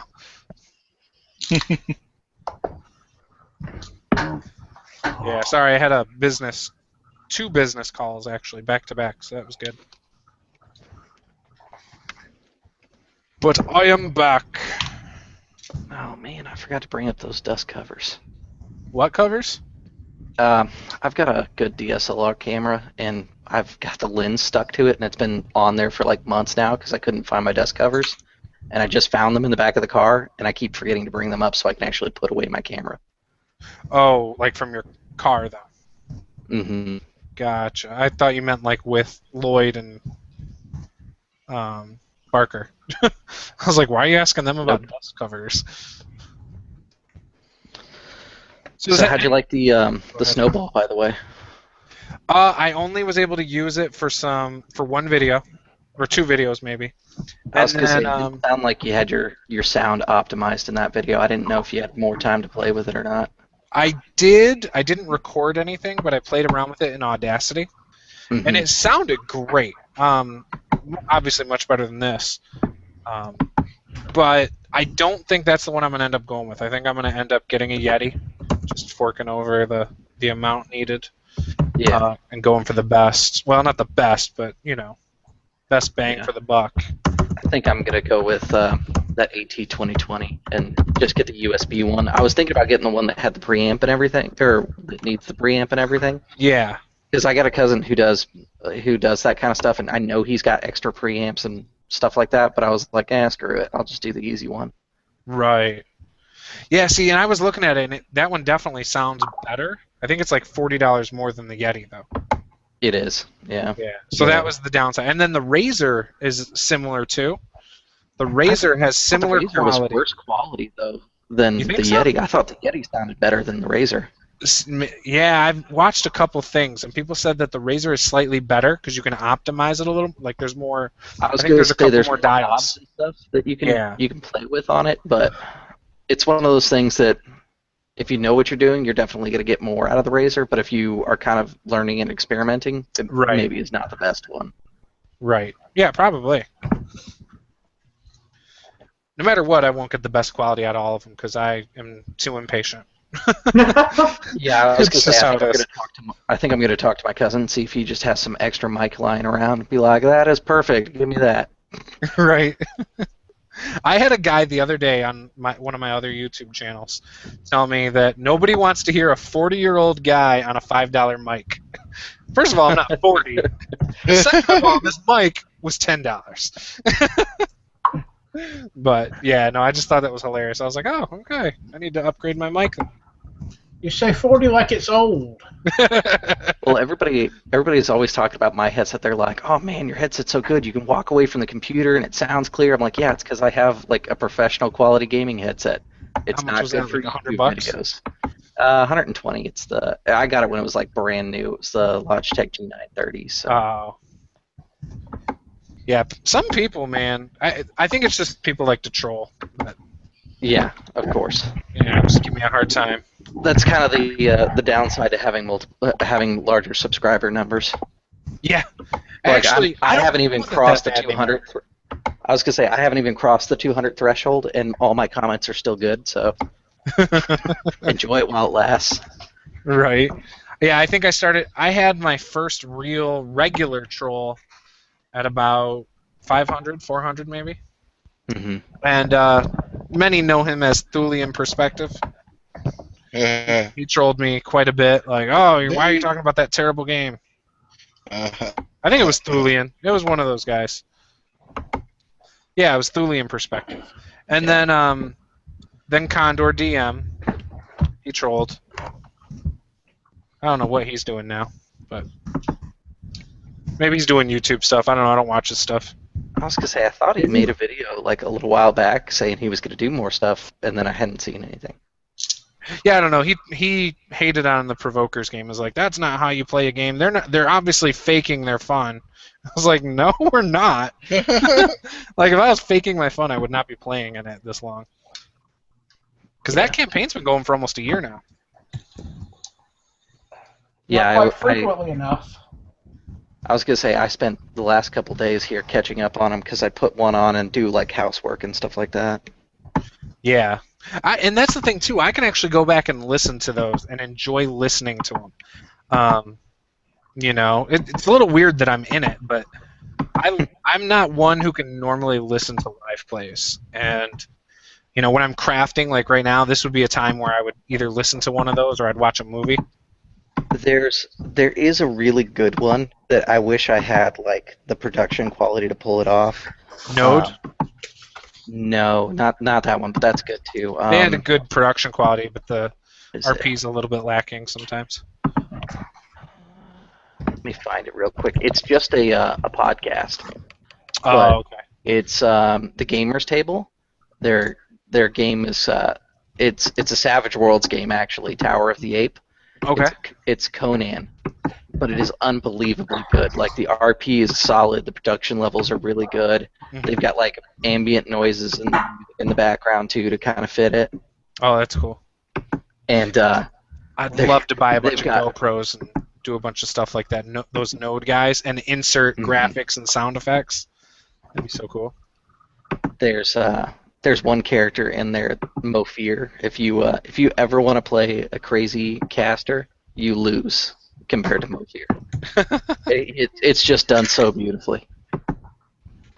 I'll have to check it out. And you kind of feel bad for him too when you get closer to the end of the story, because like he's kind of crazy and fun at the beginning, and then like you see the tragedy of the character towards the end of the story, and you're just like, oh man, now I feel bad for this character. Right.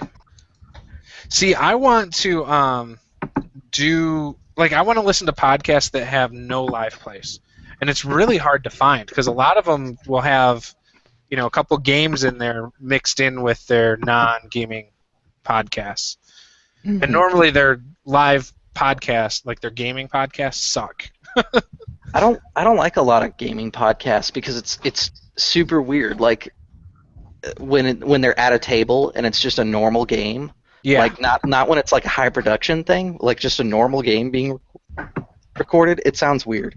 Yeah, I agree. I like the ones where they're having like discussions and stuff like that about gaming, but the ones where it's just live play podcasts, yeah, I'm not a big fan. Like I don't mind YouTube stuff as much because like there's stuff going on and I can see stuff. Like the podcast to me, it just feels like part of what you're doing is missing. Yep. I completely agree. Speaking of which, I need to talk to Andrew and get back to trying to do our podcast. I was enjoying that. I don't know if you guys had seen any of those. We only did a couple, but we were talking about starting to branch out and bring like people onto it as like guests for the last 15, 20 minutes. But yeah, when the whole split up happened, we were about to do one even after the split up, the Wild West thing. The divorce? No, I'm Yeah, just the kidding. divorce. Well, it was funny because when everyone's like, "Oh, these groups hate each other," me and Andrew were still talking, like almost every other day. Yeah, And well, we're just like, sorry, go ahead.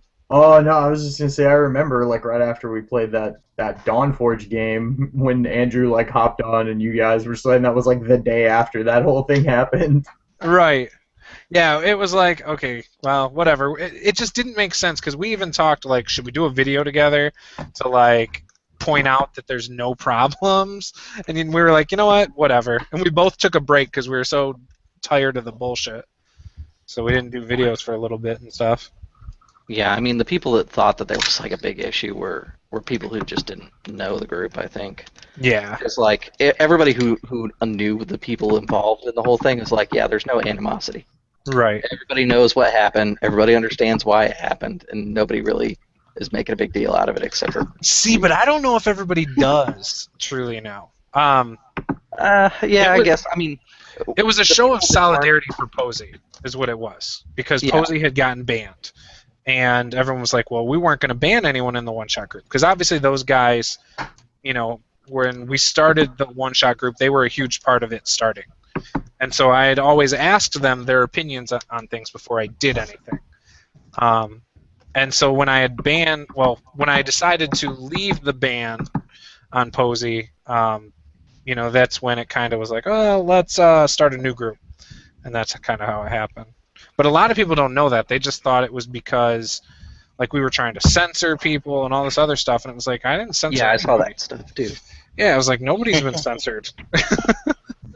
People still say stuff like that, too. Yeah. Bring it up. Oh, I heard about, it's like, what? See, the only person that I had ever talked to and asked not to do certain things was Posey. But I had him as an admin. And I don't feel like that was out of line at all. A lot of people are like, well, you shouldn't censor somebody. And, I wasn't trying to censor him. I was just trying to make it so he wasn't creating a black eye on the group. That was all. I still liked Posey. I still to this day have no problem with him. So. Yeah. Oh, well. Yeah. But yeah, a lot of people they thought it was about the Provokers, and it actually truly had nothing to do with the Provokers. And that was because of Lloyd's video. Yeah. Which did and I actually was mad at Lloyd about it, and I overreacted. But I think it was the combination of the drama at the time and things going on. And a few weeks ago, I apologized, and then a couple days later, he said he wanted back in the one-shot group, and here we are. So, all good, one big happy family again. All right, there you go. Yeah, it certainly got very dramatic there for a little while. Yeah. I honestly just didn't pay much mind to a lot of it, but yeah, it just seemed like every time I got on, like the top post was like some rant about so and so does this wrong and blah blah blah and this and that and everybody hates everybody and right. So like, all right, well I'm just gonna keep running my games and yeah. Well, at least the positivity over in the one-shot group is still there. Like even when all that happened, there was still a ton of positive attitudes. Chris obviously stepped up at a great time. Like I didn't know who Chris was until all that drama happened. And you and I have been friends on like Google since you started your channel, actually. Really? We both learned like Savage Worlds at the same time. Like I helped you with stuff and you helped me with stuff. Yeah. See, I didn't even know. Sorry. No, it's fine. Like I won't even lie. Like originally, I was going to join the one-shot group and everything, and be like, "Hey, we've been doing stuff and all that." But originally, all that stuff with Dawnforge Cast, I was like, "I'm going to hold off on launching my channel for a little while." Oh, you mean the stuff from a few years back? Yeah. Oh. Like I mean, literally, like when your channel was starting, that's when I was originally going to start my channel. Yeah. And then after that, it was just doing some computer upgrades to get to the point that I was comfortable with my channel, because I didn't want to have like a really nice headset and then just a terrible video. Which, if you look at my first couple videos, it was my old camera, so it was pretty bad video. Man, you should have jumped in sooner, man. Yeah, I know. I probably would have gotten some sort of a long-term campaign going by now. You could have been the founder of the One Shot Group. Oh, it's so funny how all that started. It started last year at about this time because Gen Con, I decided to set up a chat. Well, okay, so D&D 5th edition came out, I think, before Gen Con. And I was supposed to play in a game with some guys, like Outsider 68, like 4 other people. Well, all 4 of those people, the night we were supposed to play, went and played in a different game the same night. And it was to try out the new starter set. And so that kind of pissed me off. I was like, what the hell, man? I was supposed to play tonight. I've been waiting for a month for this, right? Like, I did videos, excited about it, kept reminding the guys, and then they went and played in someone else's game. And which I was just supposed to be a player, I think, or maybe I was going to run it. I don't remember.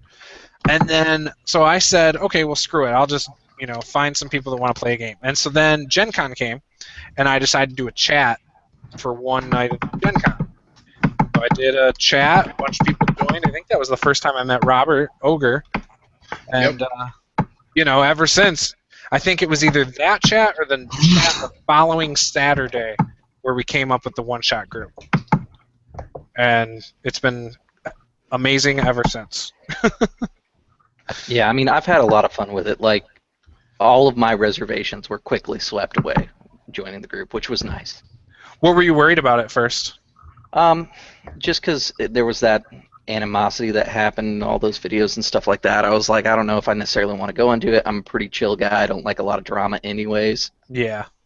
Like, I mentioned it on my regular Facebook, just me, that I actually banned somebody from one of the groups this week, and it's the first time I've ever banned anybody from anything, or blocked anybody from anything. Because usually I just ignore them, but like, it was grating enough that I was like, nope, I'm done with this person. Yep.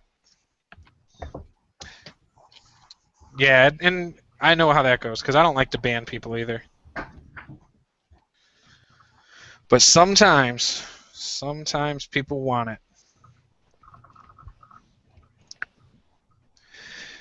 But yeah, the whole drama back with the Dawn Forgecast thing, I still to this day feel like it was blown way out of proportion. I was going to say, I don't know all the details, I just know the videos that came out and all that stuff. And yeah, it was people that weren't even affected by it, though. That's the thing. Yeah. I know one person of all of them who was actually personally affected, and I understand they're being upset about it. Besides that, I think, for a bunch of third-party people to go and make the person look bad when they weren't part of it was silly.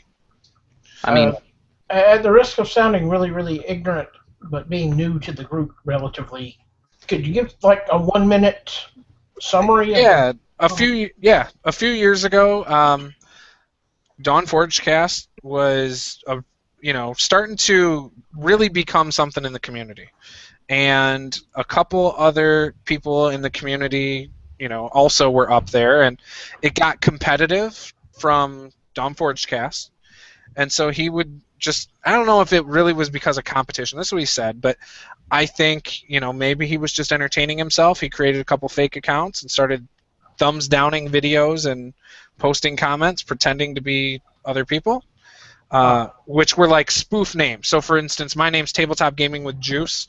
He may have been Tabletop Gaming with Juice, but spelled it with 2 U's. You know what I mean? Okay, all right.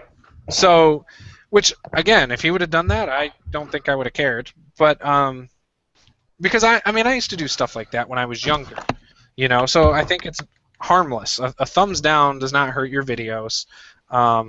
If you're upset about him thumbs down in your videos back then, from what I heard, he doesn't do it anymore. Whatever. Like I said, I don't think it's an issue anyway. But if you're upset by people thumbs downing your videos, then you're probably not cut out to do YouTube in the first place, because you're going to get thumbs down from somebody, somewhere, sometime. Yeah, I mean, most of the stuff that came out was in the videos that people put out, it made it appear that there was personal attacks and things like that beyond just what was on YouTube. and that's where my reservations came from. Yeah. Because I can deal with comments and all that stuff, and I can ignore that, but like from the sounds of it, it was like he was like posting up on your personal Facebook to your family about you being a horrible person. Was kind of the way the videos were making it seem. Like, I never heard that. It was pretty. Like I'm being dramatic when I say that. That's no, you're fine. That's not like the case, but they made it seem like it was way worse than what it actually all was. Yeah, it was okay. I'll throw it out there. So he had a spoof name on Gentleman Gamer, which was like Clickety Clackety Clunk or something. He had a spoof name on A Fistful of Dice, I believe, and then he had like 4 or 5 spoof names. And so when he did it, he would also post comments. Well, a lot of people who were getting these comments they wouldn't actually read the name fully, and so they thought it was Gentleman Gamer and Matt Click and other people. You know what I mean? So that was the first issue. And I get, if you're the one that was harmed by that, I get being upset about it. And then he lied about it, which, I mean, obviously I think anybody would. If you did that and realized it was dumb, I think you would lie about it and hope that it gets swept under the rug. But I think it was just a moment of being immature, and he fessed up to it and moved on and tried to make amends, and some people forgave him, some didn't. In fact, most didn't. And yeah, I mean, like I said, I have no problems with the guy. He's been nice to me and stuff like that. But yeah, I mean, I haven't had any direct interaction with him, and I give him benefit of the doubt. I mean, everybody makes mistakes. Yeah, definitely. I still think he's a plus player, if that makes sense. Like, he's done more positive for the community, I think, than negative. And some people disagree, and they're entitled to their opinion. But yeah, it was a huge deal when by sheer number of videos the guy puts out, he's done a lot for the community. Right. Extremely prolific. Yeah. Yeah. He helps people. A lot of newer people he's helped bring into the hobby. I bought Pathfinder because of the guy.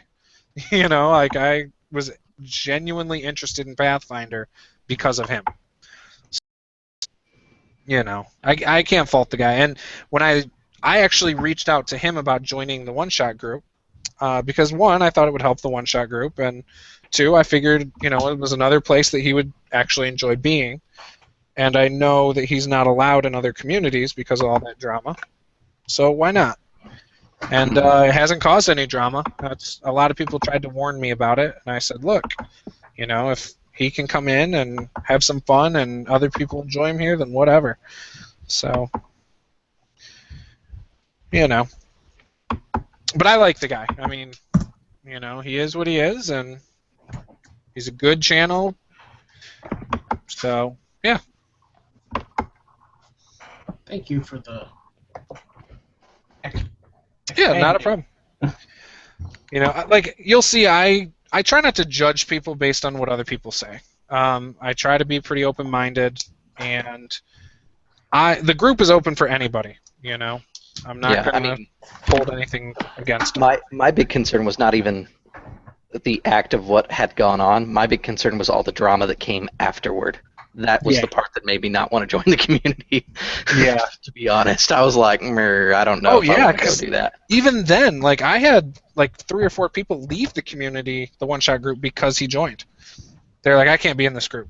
Okay, well, you're not running games or playing games, so have fun. That was kind of my thought on it, None of the non-contributing member. Yeah, exactly. We have great conversations, and, I think everyone's really helpful. But the group was created to play games. And if you're, somebody who's in the group and not contributing, while, yes, you still have a voice, I'm not going to go and make special requests because, you're going to leave a group that you're not really helping. So, I don't know. I wish I had a little bit more time in my schedule because, the more chats and things like that I do with the community, I'm like, oh man, I want to run a game and have this guy playing it. Dude, yeah, no, I I'm like, I have no time for this. Yup, I agree. I'd like to play more games too. It sucks. It's hard. I want to play all of them.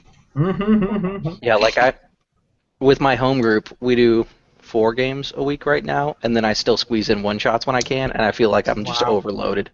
Yeah, that's a lot. Dude, yeah, no, that's intense. Do you ever I only run one of them. Yeah, for a while I was like that too. Well, I'm used to, because when I worked the game store, I did that 15-person table, but I would also do our home games. So I would do 2 or 3 games per week, or 3 separate campaigns per week that I ran, than whatever I played. So I've gotten to the point that I've wizened out my skill list to be able to do that. But like we used to, when we were in Boston, MIT leaves their campus open. Mm-hmm. We used to go up on the campus and during the weekends, and we'd get one of the office rooms with the projector and the sound system and stuff like that, and we'd throw our battle maps and like NPCs up on the projector and be like, "This is who you're fighting," and show a picture of them. And we'd start Friday night after everybody was done with work, and we'd play until Sunday midnight. Nice. Every weekend, every single weekend. That's crazy. Yeah, like I'm kind of an old school gamer. Like if I'm gonna do a campaign, I don't like the once a month pattern. I like every other week. It's like every other week. Yep, that's my perfect schedule. It's not long enough to lose track, of what's happened, but it's that's a little bit too long for my preferences. Oh, I'm like a once a week guy. I can't keep up. I never have time to prep then. And then I feel like overwhelmed after a bit. See, it depends on the type of game that I'm running. I feel like if I'm doing like modern stuff, like anything set in like a modern setting, I can totally run every week. I don't need as much prep time and that sort of stuff because it's, constantly surrounded by that sort of stuff. It's a lot easier to pull influences. Yeah, exactly. You just turn on the news for an hour and be like, oh, okay, there's my next session, Yeah. If you wanted to. Just troll on Facebook and be like, oh, yep, there we go. Yeah, exactly. Teacher murders 3 children. That sounds good. We'll make next game about that. But for highly thematic games, like if you're really going for like, like a court-based intrigue game in some feudal kingdom or something like that, I feel like that requires more forethought and prep time and stuff like that. See, I'm kind of the opposite. Like my skill set resides in political games, and so like when I run L5R, which is feudal Japan political game, I can do that. I can do that every single week and I have no problems. But like if I do a modern game, because I don't play modern games all that often, I either play like hard sci-fi and I'm way down the track of like advancements in space travel that I can't think of modern games. Right, you'd have to do some research. See, dude, for real, if you ever like are looking for more players for any L5R anything, that's like I was gonna say Chepe's gonna beat down people if I open that up. I already said for Brigade Con I'm doing 2 one-shots, so. Yeah, I'm doing a like fear-based World of Darkness game for Brigade Con. Yeah, I've gotten so many people ask about it, and L5R really is not a one-shot kind of game. That's why that's why I haven't really run it with the one-shot group, because like at a minimal you need at least 3 games. That's kind of L5R. You can still run it in the one-shot group as like a mini campaign. Yeah, you can run campaigns through the one-shot group. Exactly. Yeah. Well, what I'm using the one-shot group right now for is like I want to kind of feel out players and stuff like that and get a good feel for people, and then do some mini campaigns after I've gotten a feel for who I think would make good seats with other players. Right. Because like I'm not gonna say like you play hack and slash so you can't play L5R. No, I'm gonna pair you up with other hack and slash L5R fans, and you guys are gonna go trounce through the Shadowlands and kill demons because that's the kind of game you guys would like. Right. Yeah, I'm probably more hack and slash than anything. I tend to be myself too. Like what do you mean, Mister? I charged the T-Rex. What, you didn't like that? No, I thought it was great. I was a Goliath. I was almost at the level. Like the whole reason I got the skill set of being the political game master out of my group is because no one would run them and everybody wanted to play it, and I was like, well, screw it, I'll do it. So I learned how to learned how to run political games, and L5R was really like the key to learning how to do political games because there's so many rules within the society that like once you master feudal Japan like post-economics, you're good to go. Yeah. For the record, I just want it to be known, if I was playing my halfling barbarian, who is just as competent in battle, I would not have charged to the T-Rex. I would have ran. So I just want to make that clear. Oh, dude, I thought it was great. Like, I thought it totally made sense and stuff like that. But it just, when you're like, yeah, I'm kind of a hack and slash player, I'd be like, no way, don't lie, don't lie. You can tell he didn't want me to fight the T-Rex. Oh god, dude, yeah, he really didn't. He was like, but there's dinosaurs in your way. I jump over them. Yeah. Yep, yeah. I'm running right by him. I don't care. Attack of opportunity. Okay. That's cool. I'll go. My table, my guys, they're more hack and slash style players. Yeah. And they usually build towards the combat side anyways. So it's like, if I present them with anything, I have to be ready for them to attack it. Period. Oh god. And it's usually before I really want them to attack it too. Oh yeah, of course. It's as soon as you introduce it. I have my campaign that I'm running this Saturday for my group. Well, okay. So the idea is there's going to have an army that's rising up. The whole army is comprised of 8 main things, and I call them the 8 pillars of death. So I'm taking and mashing in some of these stuff from Horde of the Dragon Queen. So the Cult of the Dragon is one of the pillars, right? And Tiamat and all that stuff. Another one is like a whole undead army, which is led by a necromancer. So I kind of prepared for them to kill him, and they didn't. I managed to have him get away, which I was really happy about. And so he's the only guy so far who's been a reoccurring villain. But I haven't introduced like the leader, because I've introduced him through letters. So they've read his letters to like his generals and stuff, but they haven't met him yet, because I know as soon as they meet him, they're going to try and kill him. Yeah. My players threw me for a loop the last time we played L5R. The Daigotsu is like the king of all evil in L5R. Okay. And they meet the Daigotsu, and the Daigotsu, because he's a bad guy who believes that he's been slighted, he tells them his side of the story. And the players actually don't attack him. They listen to his side of the story, which he's supposed to be a very convincing character. So I tell the story about how he became the Daigotsu, and that he should technically be the emperor, and that the one who's on the throne is false because that's what he believes. And they sat there and listened to the whole thing, and they go, you know what? That makes a lot of sense. We're going to join your side. And they murdered the Empress. Like game session, they tossed her down a bottomless pit and just murdered her. That's awesome. I was like, so you guys just created the 1,000 Years of Darkness. Good job. That's intense. That went completely non-canon as soon as they did that. And, but dude, I feel like that's one of those settings that like you can't be afraid to break canon, because otherwise there's just certain places you'll just how I usually do establish settings, like Star Wars and L5R are the biggest ones that I do like this. It's canon up until the point the players come in. After that, it's the player's story. I don't care about what canon is. Yeah, see, that makes sense. I struggle with that. If I'm playing like a published setting, I have such a hard time when players change it up. And that's why I don't run published settings anymore. Like, I'll steal inspiration, but it's all in my homebrew world now. Like, for me, though, there are certain events that I won't change. Like, I never run Age of Rebellion, because ultimately my heroes are not going to be the heroes of that story. It's always going to be Luke and Pals who are the heroes there. But I will run them through, like, the Old Republic, because there are plenty of chances for them to do stuff. Legacy, even, like, 10 years after the Battle of Yevon, there's tons of stuff for them to do. Yeah. Yeah, it's so hard for me. I tried to use Galarian from the Pathfinder setting, and when cities got burned down and stuff, I was like, okay, I can't play this anymore. That's what I mean, like, campaigns would fizzle, because I would just be like, this just doesn't work for me anymore.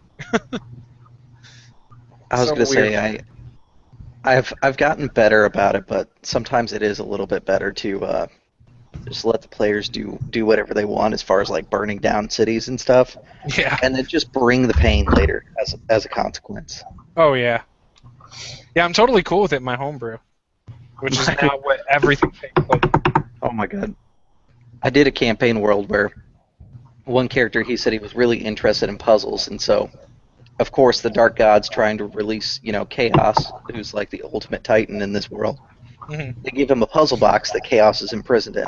His character eventually solves it. Lets him out of his prison. Let him out of the prison, so they're doing the Pandora's Box adventure here. And they had to fight it, and they're like, why the hell did we allow this thing to get out?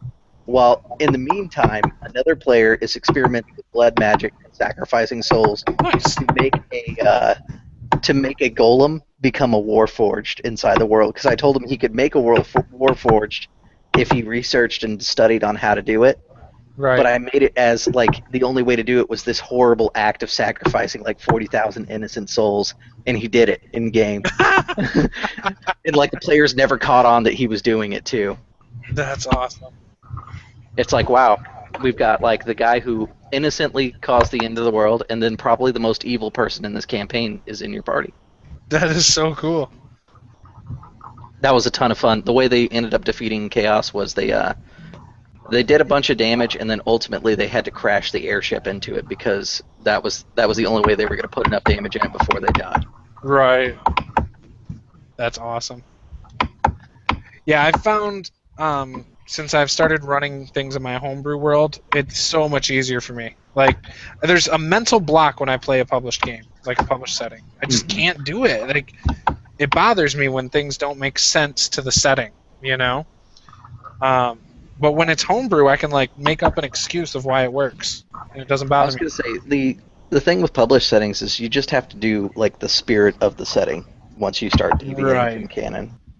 Like for L5R, we're definitely doing things different inside there, and I already established that like I was using because there's material from 7C, and there's like this fan theory that 7C and L5R are all connected in the same world. Oh, okay. So I made that official canon for my world, and so like one of my characters, he's playing a Gaijin-blooded character, so his lineage actually comes from the 7C campaign.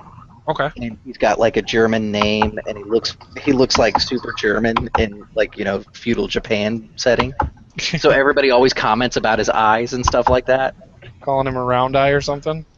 Well, it would be impolite to do that, so they always talk about his lineage and stuff in kind of flowered speech. That's how Rubigon works. Okay. Like they're not directly racist, but they kind of are. Right. Like it's implied. Yeah, but because he's got a Gaijin name and features, he actually has penalties to social roles and stuff like that too. Oh, cool. Yeah, that makes sense. Yeah, I need to fix my Copper Jackal character still. I haven't adjusted him since you corrected me on his stuff. I think the problem was when I made him, I hadn't looked at the guidelines in a few days, and so I figured it was just straight down the line, like just dropped by one every time. But I'm really excited to play that character. I know, I was looking at the date, and I was like, oh man, it's September, isn't it? Is that when we're playing? Because I haven't even checked when we're supposed to play. That's what he's got it set for right now, but he said if everybody's ready, he might push it up. Oh, okay. Which, I think you and me are the only ones with complete character sheets, as far as I know. Probably. Well, once I started thinking about the character, I was like, this is going to be awesome. And I was like, I got to make him. Yeah, that's kind of how I go too for characters. Yeah. Sometimes I'll have like I just want to play this class and race, and then I'll work it out after. But this guy came about the other way. Excuse me. Bless you. I will tell you though, that Fantasy Age game that we played last night, we did it like super tropey, and we made it like a teen adventure.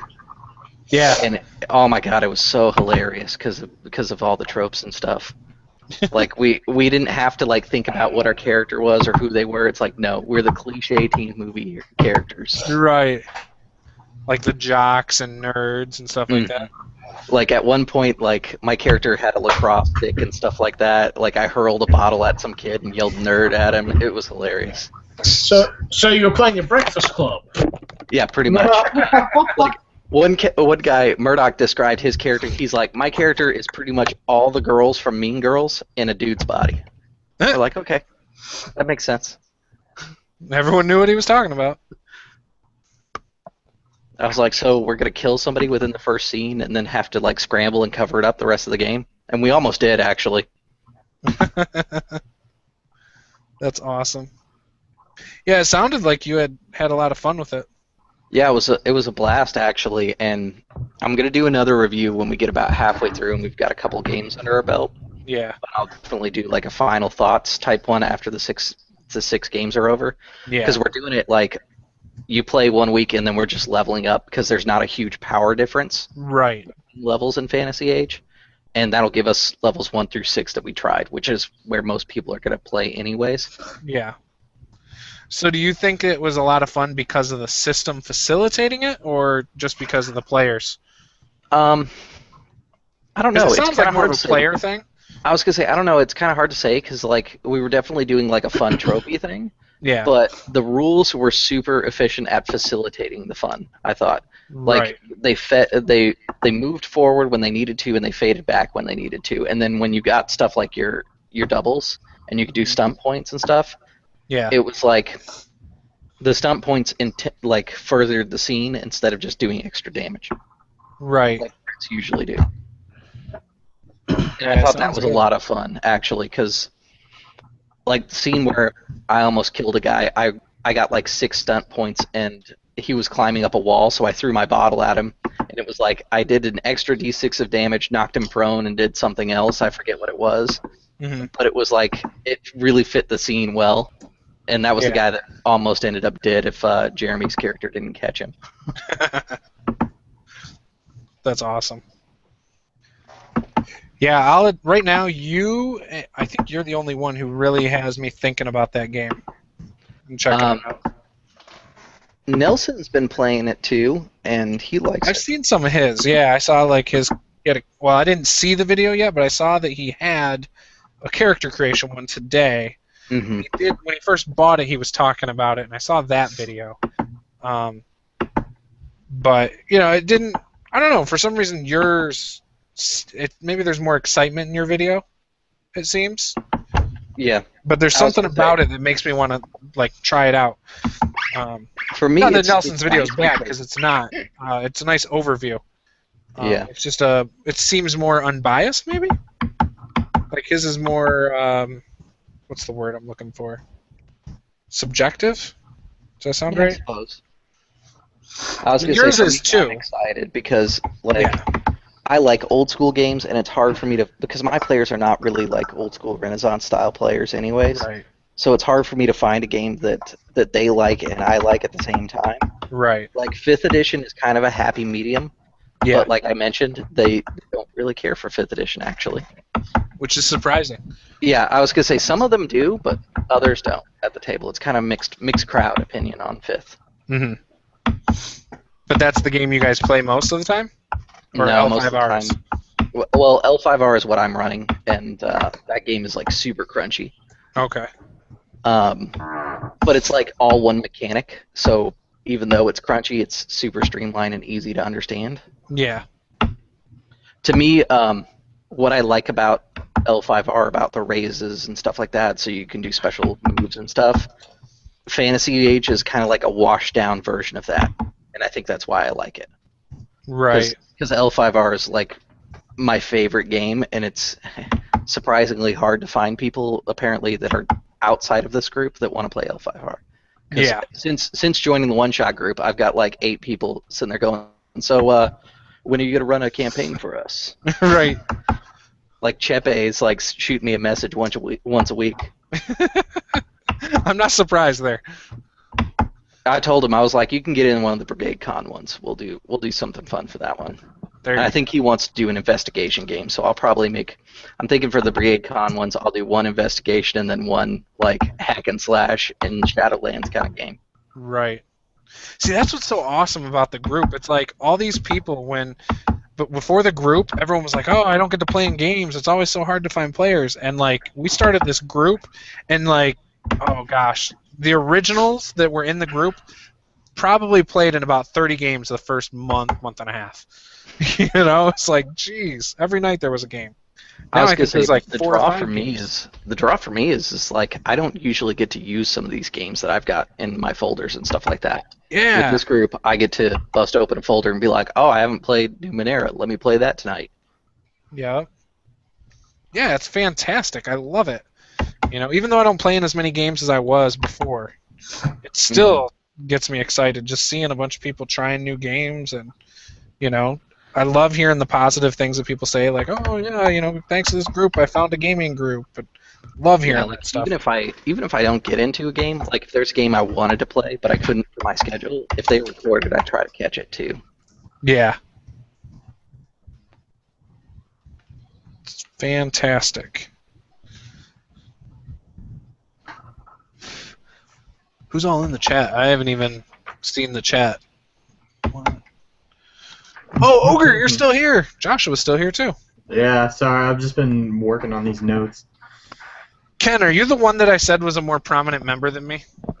I highly doubt it. If so, you were really, really, really wrong. No, there was somebody in the group. I don't even know now, but they were like, "Who? I was like, "Oh, don't worry, it's just some nobody." Yeah, I heard you say that. I don't know. I don't remember who you said it to either. Oh, okay. Yeah, I don't remember. I just thought it was funny. That was all. Yeah, so I joined the group and then, of course, switched jobs immediately thereafter. So I'm doing the old getting into the new job situation thing. Yeah. But you guys, I do thank you. You got me. I recruited a bunch of the old LG players. If any of you guys played Living Greyhawk back in the day, some folks I played that with from around the country. And I used to run Living Greyhawk out for San Diego Comic-Con. Okay.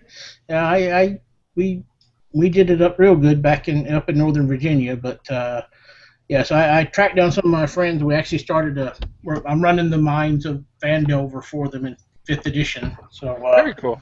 Yeah, it's pretty neat to reconnect. What's that? That was the last Society game that I really enjoyed, was Living Greyhawk. Yep. I don't understand how they made they just changed it over in such an ugly way to you know to the 4th edition stuff that it left such a bad taste in a lot of people's mouths. And well, even Pathfinder Society is not that good. Right. Yeah, I don't like how it's set up. Well, I don't mind how it's set up. It's usually the players that I have a problem with. You know. Yeah. And it's not the fact that they optimize their characters or anything like that. I have no problem with that. It's the fact that they'll tell you how to do it. You know, you need to make your character this way because otherwise we're not going to make it through this adventure and I'm not going to get my loot. Yeah. That always bothers me. I always tell the thing about the home campaign, I have to keep reminding one player that don't get in an arms race, you're going to lose that. The player will always lose the optimization race. You know, you might win the one encounter, but the next one you just bump up the monsters a little harder, and it all balances out again. Right. So just play characters that are interesting and fun. Don't don't try to optimize, and I won't optimize in response, and we'll all have a good time. Right. I optimize. What bothers me? What's that? What bothers me is like when you get a table where everybody's optimizing, but like one person isn't, and they're just like they're playing a fun build that you know personally is just a terrible build for combat and stuff like that, and you're like, okay, I need to challenge everybody else who optimized yet not kill this guy and not make it look like I'm not trying to kill him. Right. Well, the one thing I will point out about that is back in the LG days, they actually used to have a website that somebody was collecting all the races, classes, and levels for characters. So I decided, I found that website. I said, I wonder what the most rare combination of race and class is in Greyhawk. And it was a Dwarven Bard. Not too much of a shock. But, people would go in say, oh, God, it's just a Dwarven Bard. It's horrible, that sort of thing. But, if you know what you're doing, you can make any class. Yeah, absolutely. I mean, anything could be optimized. I'm talking about the person who purposely doesn't build to optimize, and they know for a fact, just like you do, that their character is just not good at stuff. Right. And they're playing it to be not good at stuff. That's the hardest for me, is because you end up with like one player and then 4 players who are optimized, and you're like, oh, I try not to kill you. I'm sorry. Yeah, but I mean, I think if you intentionally make your character incompetent, not optimized, but if there's optimized and then there's characters and then there's below average. If an average character should get by with, especially if he's supported by the rest of the party is optimized, probably could be okay. But if you make that suboptimal character intentionally, that below average character, I gotta say, you know what you're getting into. If you know you're making a character that's not, that really makes some very bad choices intentionally, then you gotta expect that unpleasant things are going to happen. See, but I don't think they always know that, because I think sometimes people make a suboptimal character because they don't want combat. They don't want to play the game in a battle and things like that. Or they make a character that's like optimal for social situations, but has like zero combat capabilities. And my wife used to make those all the time, but she just had to learn, not just when I was DMing, when anybody did, that she better find out some way to be useful, or she was going to be in trouble, Mm-hmm. So I made a fighter in 2nd edition. This was my family before we had switched to 5th. And when I was playing the fighter, I had very low hit points, so I was not the type of fighter who should be up front, but I did manage to get the top strength score. You know how I did the percentiles after? Okay. So everyone was like, oh, you should be in the front fighting all the time. And I was like, well, I will. You gotta glue the cleric to my back? Yeah, well, and I'll do it, but as soon as I'm hit, my guy's dropping back and pulling a bow, even though my dex was like a 10 or nothing good. So I'm just gonna play my character smart. I'm not gonna necessarily play him to do what he does best necessarily all the time. Right. Because I could deal damage in melee, but I couldn't take it. Well, that's when you get the cleric with the put his ring on you, and he does that half damage spell. I forget what it's called, but resistance of some sort. But there was an old second and 3rd edition spell that cleric and another character were this platinum rings or something, and the damage taken by the subject of the spell, half of it went to the cleric. So. Oh, my cleric wouldn't have agreed to that in that group. She would heal me, but she would definitely not take half my damage.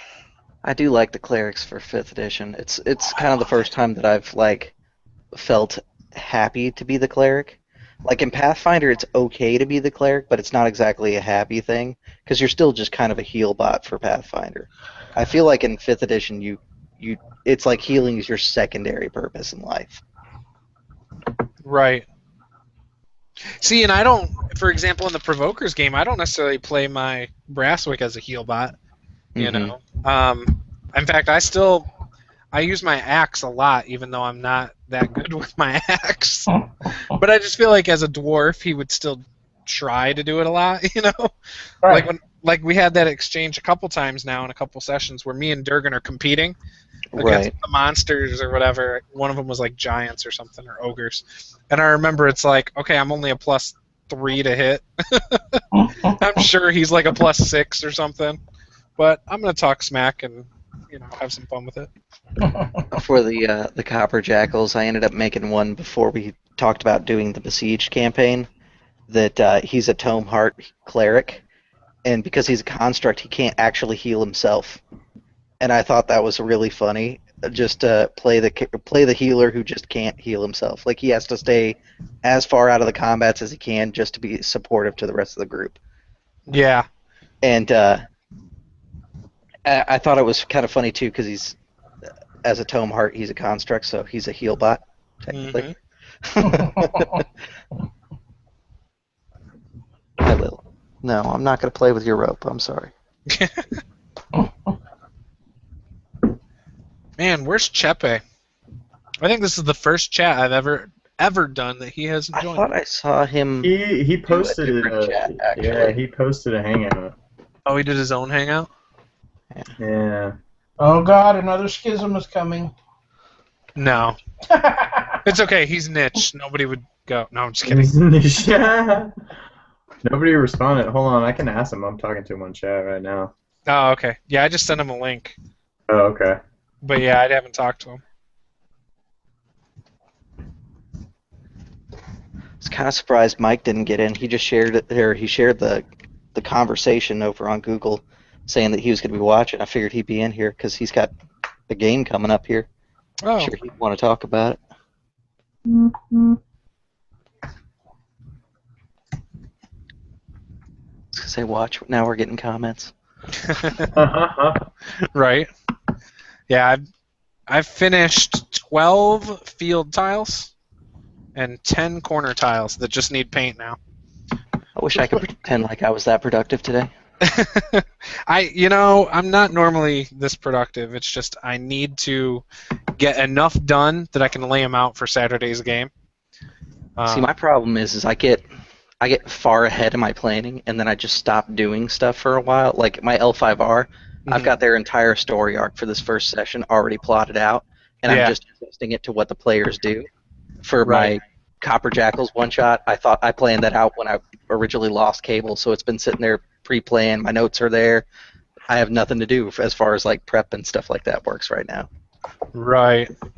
I just have to be ready for Dragon Ball Z and Shadowrun tomorrow. That's my excitement.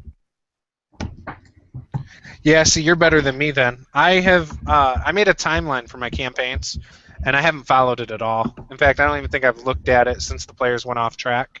They've done a really good job of staying on track with the investigation. So that's totally them. This game Saturday, about 3 sessions ago, so I stole from Horde of the Dragon Queen. Spoiler alert. The city was attacked as they were coming back into town from another mission with that necromancer. And it was attacked by the Cult of the Dragon. So they fought it off and saved the city.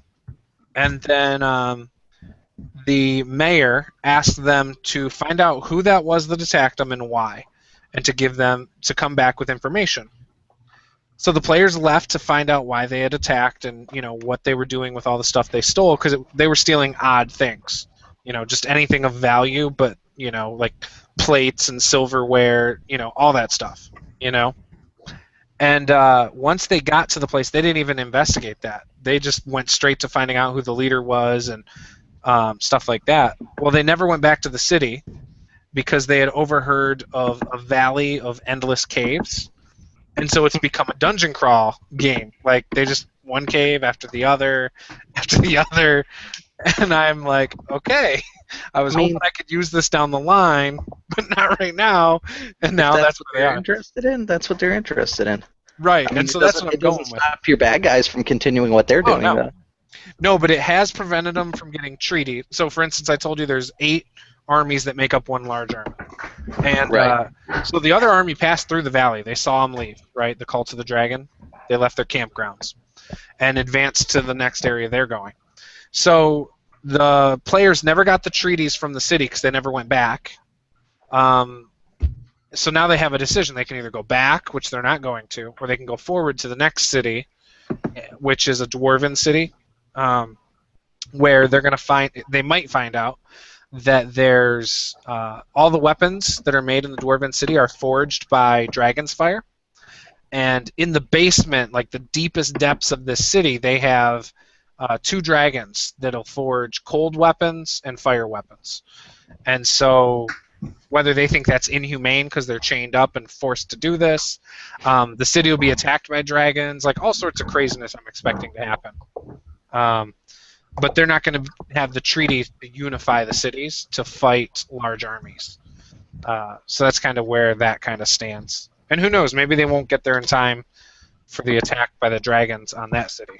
I don't know. Have you ever played with an idea that your players came up with? Like that was like in game they're plotting about what's actually going on and they come up with some ridiculous scheme And you're like, you know what? This is way better than what I planned. We're doing this. Oh yeah, Absolutely, the Dwarven City. I didn't even have it planned out. I've done it before, but probably the epitome of this concept was Brendan, the guy who's running Fantasy Age for us right now. We're sitting there, and he goes, "You guys have never seen an airship before. You don't know how it works." And we're playing in like a feudal European style country. And so we started hypothesizing because we understood what monsters and things like that were, thanks to the church and everything.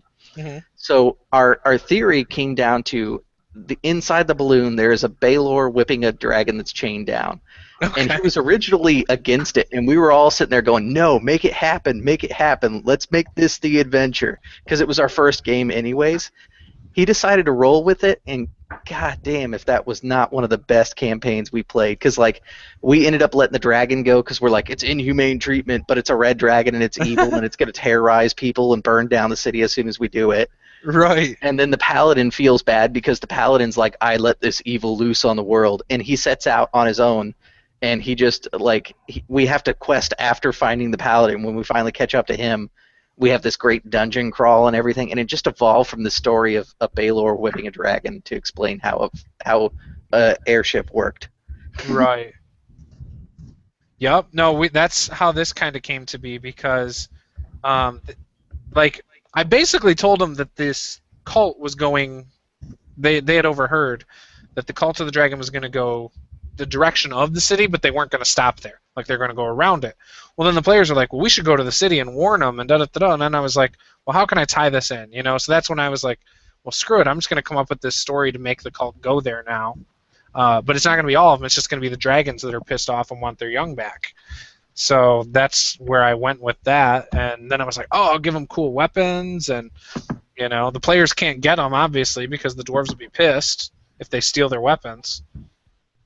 So it's like taunting them with magic weapons they can't have. I don't know, like I've been watching a lot of games like with the One Shot group, and I've noticed how stingy me and my friends are about magic items comparatively. Like, we don't give them out, period. Like, ever. Like, you might get +1 at weapons, but like you're not getting like Belt of Giant Strength a bunch of times or anything like that. Like the Provokers is probably just about as stingy as we are with magic items. Like, it's there because it makes sense. I like how we do it in the Provokers. As a DM with my family game, I give a lot of magic items because that's what they want. They get bored with their characters really quick. They're not big into the RP aspect of their characters. Like, they don't even really role-play combat, which is kind of lame sometimes. So I will do the RPing for them. So they'll be like, oh, I rolled a blah, blah, blah, and I hit. So then I step in and describe the hit for them. Because otherwise it's not fun for me. But yeah, they're really into magic items and leveling up and stuff like that. Yeah, I was going to say, for us, it's usually we want to get our characters to the point that they feel heroic no matter what game we're playing. So like for Pathfinder, that's like level 6. Yeah. And then for like D&D, that's like level 4-ish.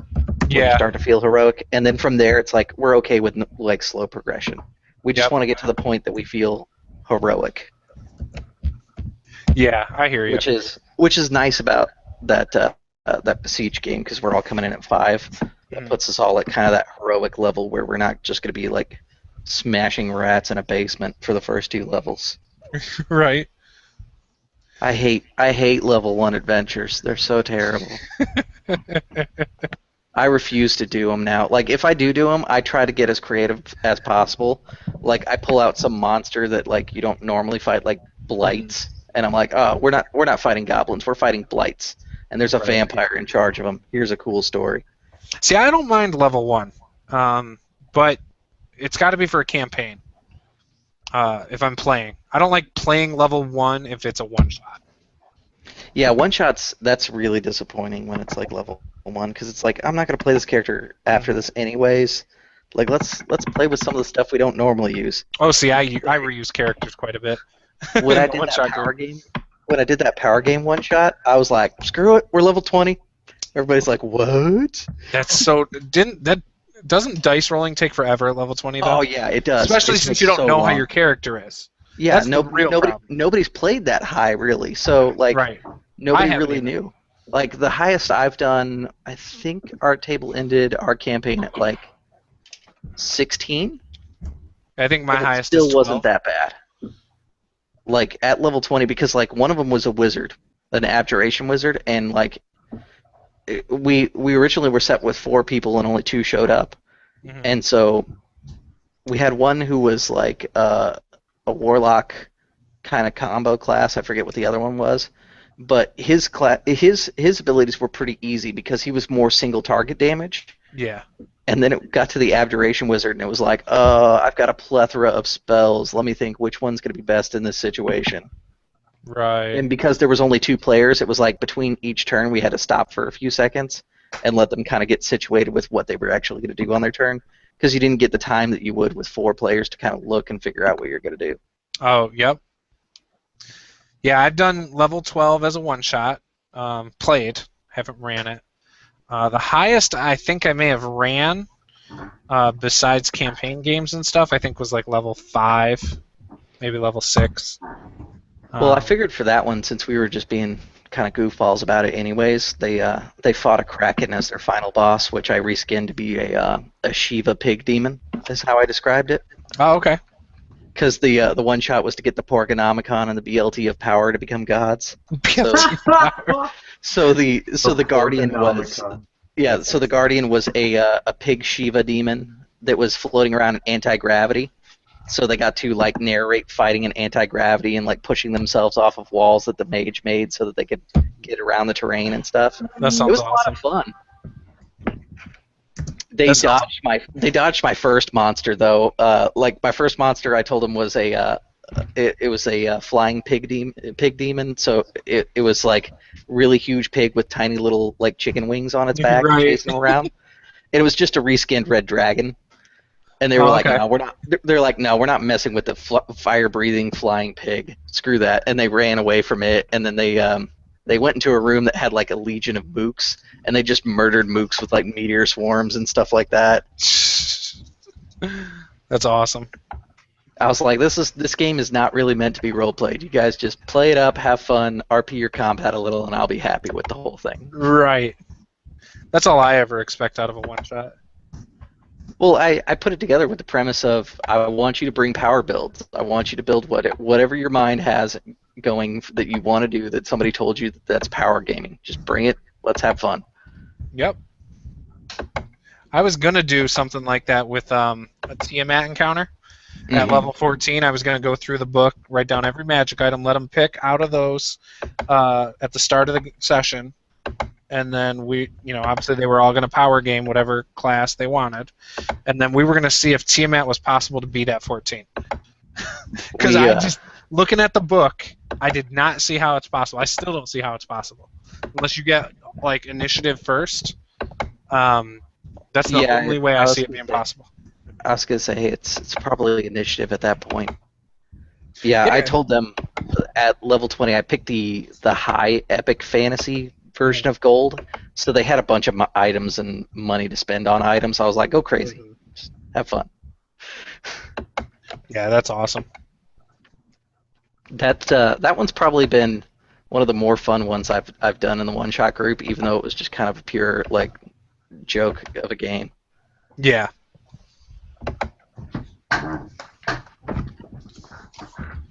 Yeah, but see, those are sometimes the most fun. Robert did the what was it? The Ninjas and Super Spies for us.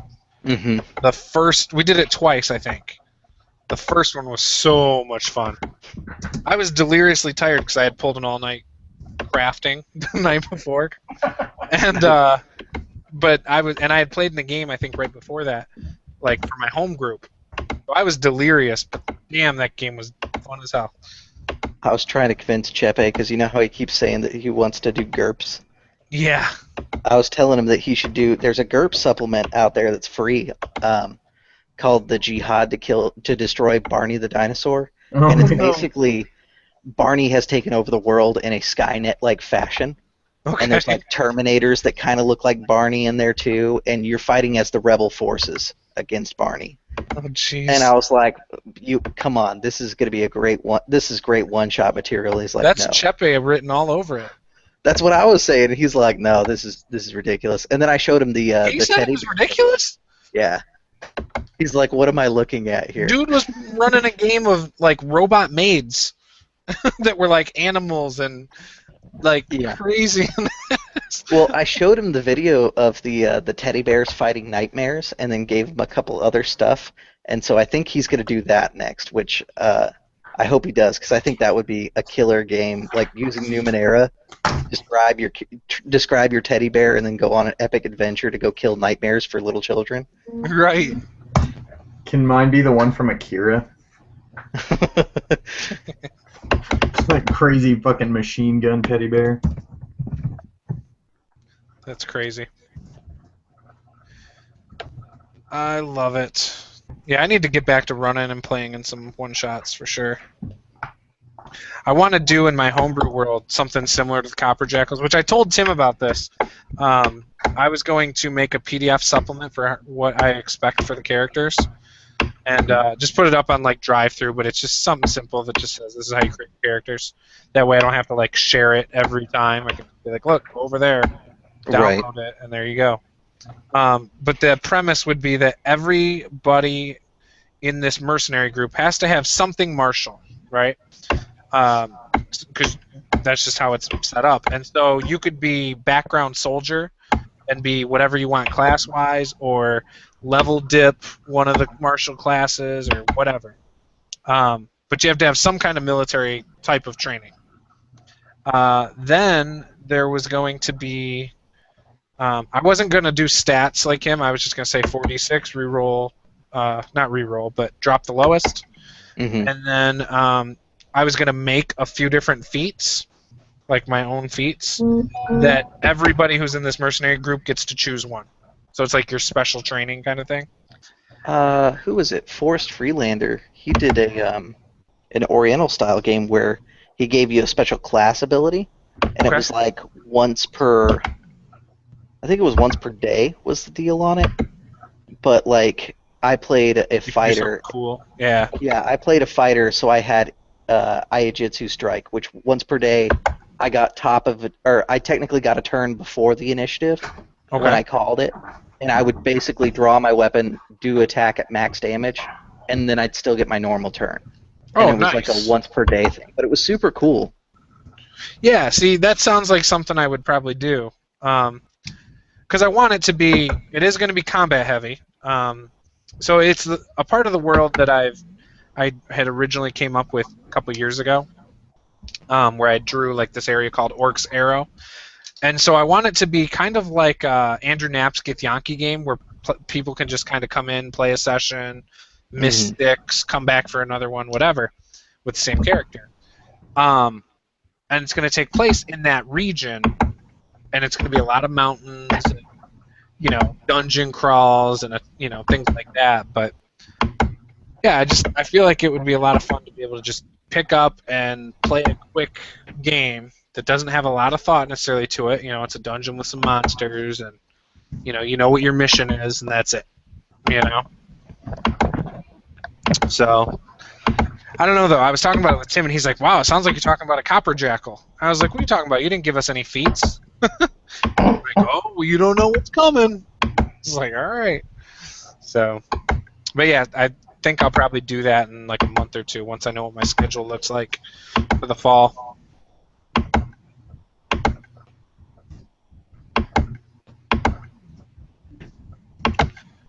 So, Ken, how long have you been DMing?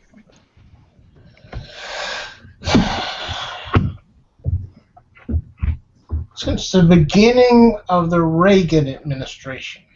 For real? Yep. That's intense. Yep. 19... I am stepping out to take the dog outside real quick. All right. 1981 or 82. Wow. Yep. That was before I was born. See? I knew it. Making me feel young again. I like it. Yeah, it was you, I think, earlier talking about 40 being old. Well, somebody commented, and I was just like, what? It's like, do I look like I'm 40? Please. I didn't think I looked like I was 40, but apparently I do. So, no biggie. Yeah. Yeah, it was a completely different world back then. Kind of randomly doing a lot of guessing on your own and finding the occasional Dragon magazine for guides and hints. Yeah, wasn't it like all dungeon crawls back then, pretty much? Pretty much. I mean, I'm assuming if you lived near a big city, you might have had more access to like the Isle of Dread and things of that sort, which were a little less dungeon crawling. But yeah, it was almost all dungeon crawls. But of course, I mean, what else would you do in a game called Dungeons and Dragons? It wasn't outdoors and dragons and stuff. You go into dungeons and you beat up stuff and take their goods, So yeah, that's exactly what it was. And being in school and broke as broke can be, and 30 minutes away from the nearest store that might possibly have something. Like I said, you did a lot of homebrew stuff and a lot of lots of dragging around in the dungeons. Yeah. But there was nothing wrong with it. See, I don't think there's anything wrong with it still, but it does get a bad rep nowadays.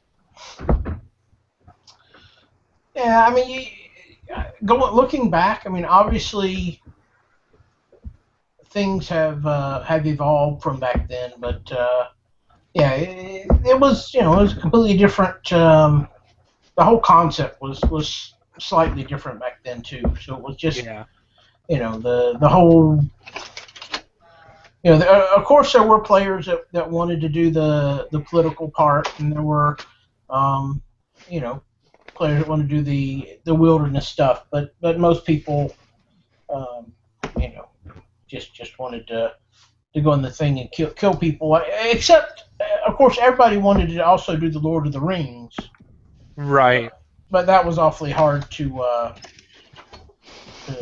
campaign through. There was a lot of things you can do in a book that aren't very interesting to do in a role-playing situation. Yeah. My other thing about the people all the time talk, even nowadays, about but so and so does this in such and such a story. Well, you got to understand. It's important to make them understand that whoever's writing that book can control everything that's going to happen. Whereas when you're running a campaign, you don't have as much control, and certain things can make it difficult. I mean, having done it for, 30 years now, I guess, you learn how to roll with the punches, but at the same time, you also try to learn how to not get hit in the first place with a punch. So that's kind of a skill I hope I picked up. Yeah. But speaking of 30 years ago, I wonder. I see the occasional post for non-fantasy games, and I just wonder if there's if me having been around longer, has there been much attempt to do? Like I say, I see occasional superhero posts here and there. I see there's the one post-apocalyptic campaign that, of course, is running at a time that I can't participate. Has there been a lot of push for those, or are they just kind of sporadic like they are now? I don't know. What do you mean by a push? Like it's become more popular? No, I think it means has there been a demand for it?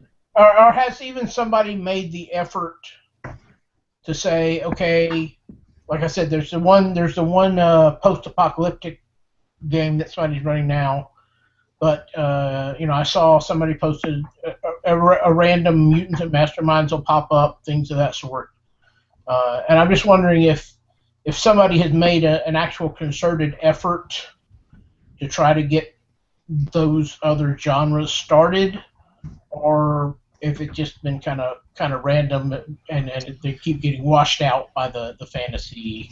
I think you have a couple different types of people. You have people that stick to one system and one system only, regardless of what it is. Right. Usually it's D&D, but some people even, it's another system. Sure. But then you have people that want to try a bunch of systems. Chris, I think, is one of them. There's actually quite a few of those, too. Luckily for us, those people run a lot of games here. Yeah. So usually when you see somebody trying something a little different, it's usually one of those people. Okay. But otherwise, yeah, D&D seems like the number one thing right now. Sure, and then that's understandable, certainly. Yeah, and then Fate seems like probably the second most popular. Yeah, Fate's pretty popular because once you understand the basic rules, you can do anything you want in Fate. So yeah, people like if you wanted to play post-apocalyptic, a lot of people are like, well, why don't we just use Fate? Because a lot of people know those rules already. Okay. Like for me, I like playing with systems and learning about the systems and how they work mechanically. Because I have a very analytical mind, so for me, going through systems and doing it like that, I prefer that rather than learning Fate and just playing everything in Fate. Yeah. A lot of us who play Palladium books, when we started this group, all of us complained about how hard it was to find people willing to try Palladium books. Luckily, we all loved it, and so we've played Rifts, Heroes Unlimited, TMNT, Ninjas and Super Spies. And it just kind of came, like, for instance, the last time we played TMNT was because I saw that it was on Amazon for like $8 or something, and I said, "Hey guys, let's play TMNT. We haven't played in 8 months," and everyone's like, "Okay." So we played. It was just a spur of the moment thing, and ended up being an awesomely fun game. So. Cool. Overall, for the industry, though, there has been a little bit of a push, at least in the last couple years, to do other genres. It's kind of dying a little bit, though. Okay. Excuse me. What you're seeing now is within similar genres, but doing things that like people would classically attribute to one type of genre. So you see kind of these like crossover ones, like zombie apocalypse fantasy setting or something like that. Excuse me. All right, guys. Well, I'm going to go to bed, but you guys are more than welcome to stay and chit-chat and all that stuff. Yeah, I think I'm about done, too. I just took out the dogs for the last walk, so... Yeah, I'm about to have to make that video, so... Yeah, make that video and post the link. I shall indeed. What's the video for?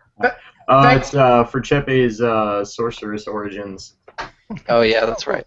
Well, thanks for helping me avoid work tonight. I appreciate it. No problem. There you go. That's what this group is all about. Avoiding work, procrastinating, right, and occasionally drinking beer. So. Yeah. All right, sounds good. Well, Take it thanks, easy. guys. Good night, everybody. Peace out, brothers. Later. Later.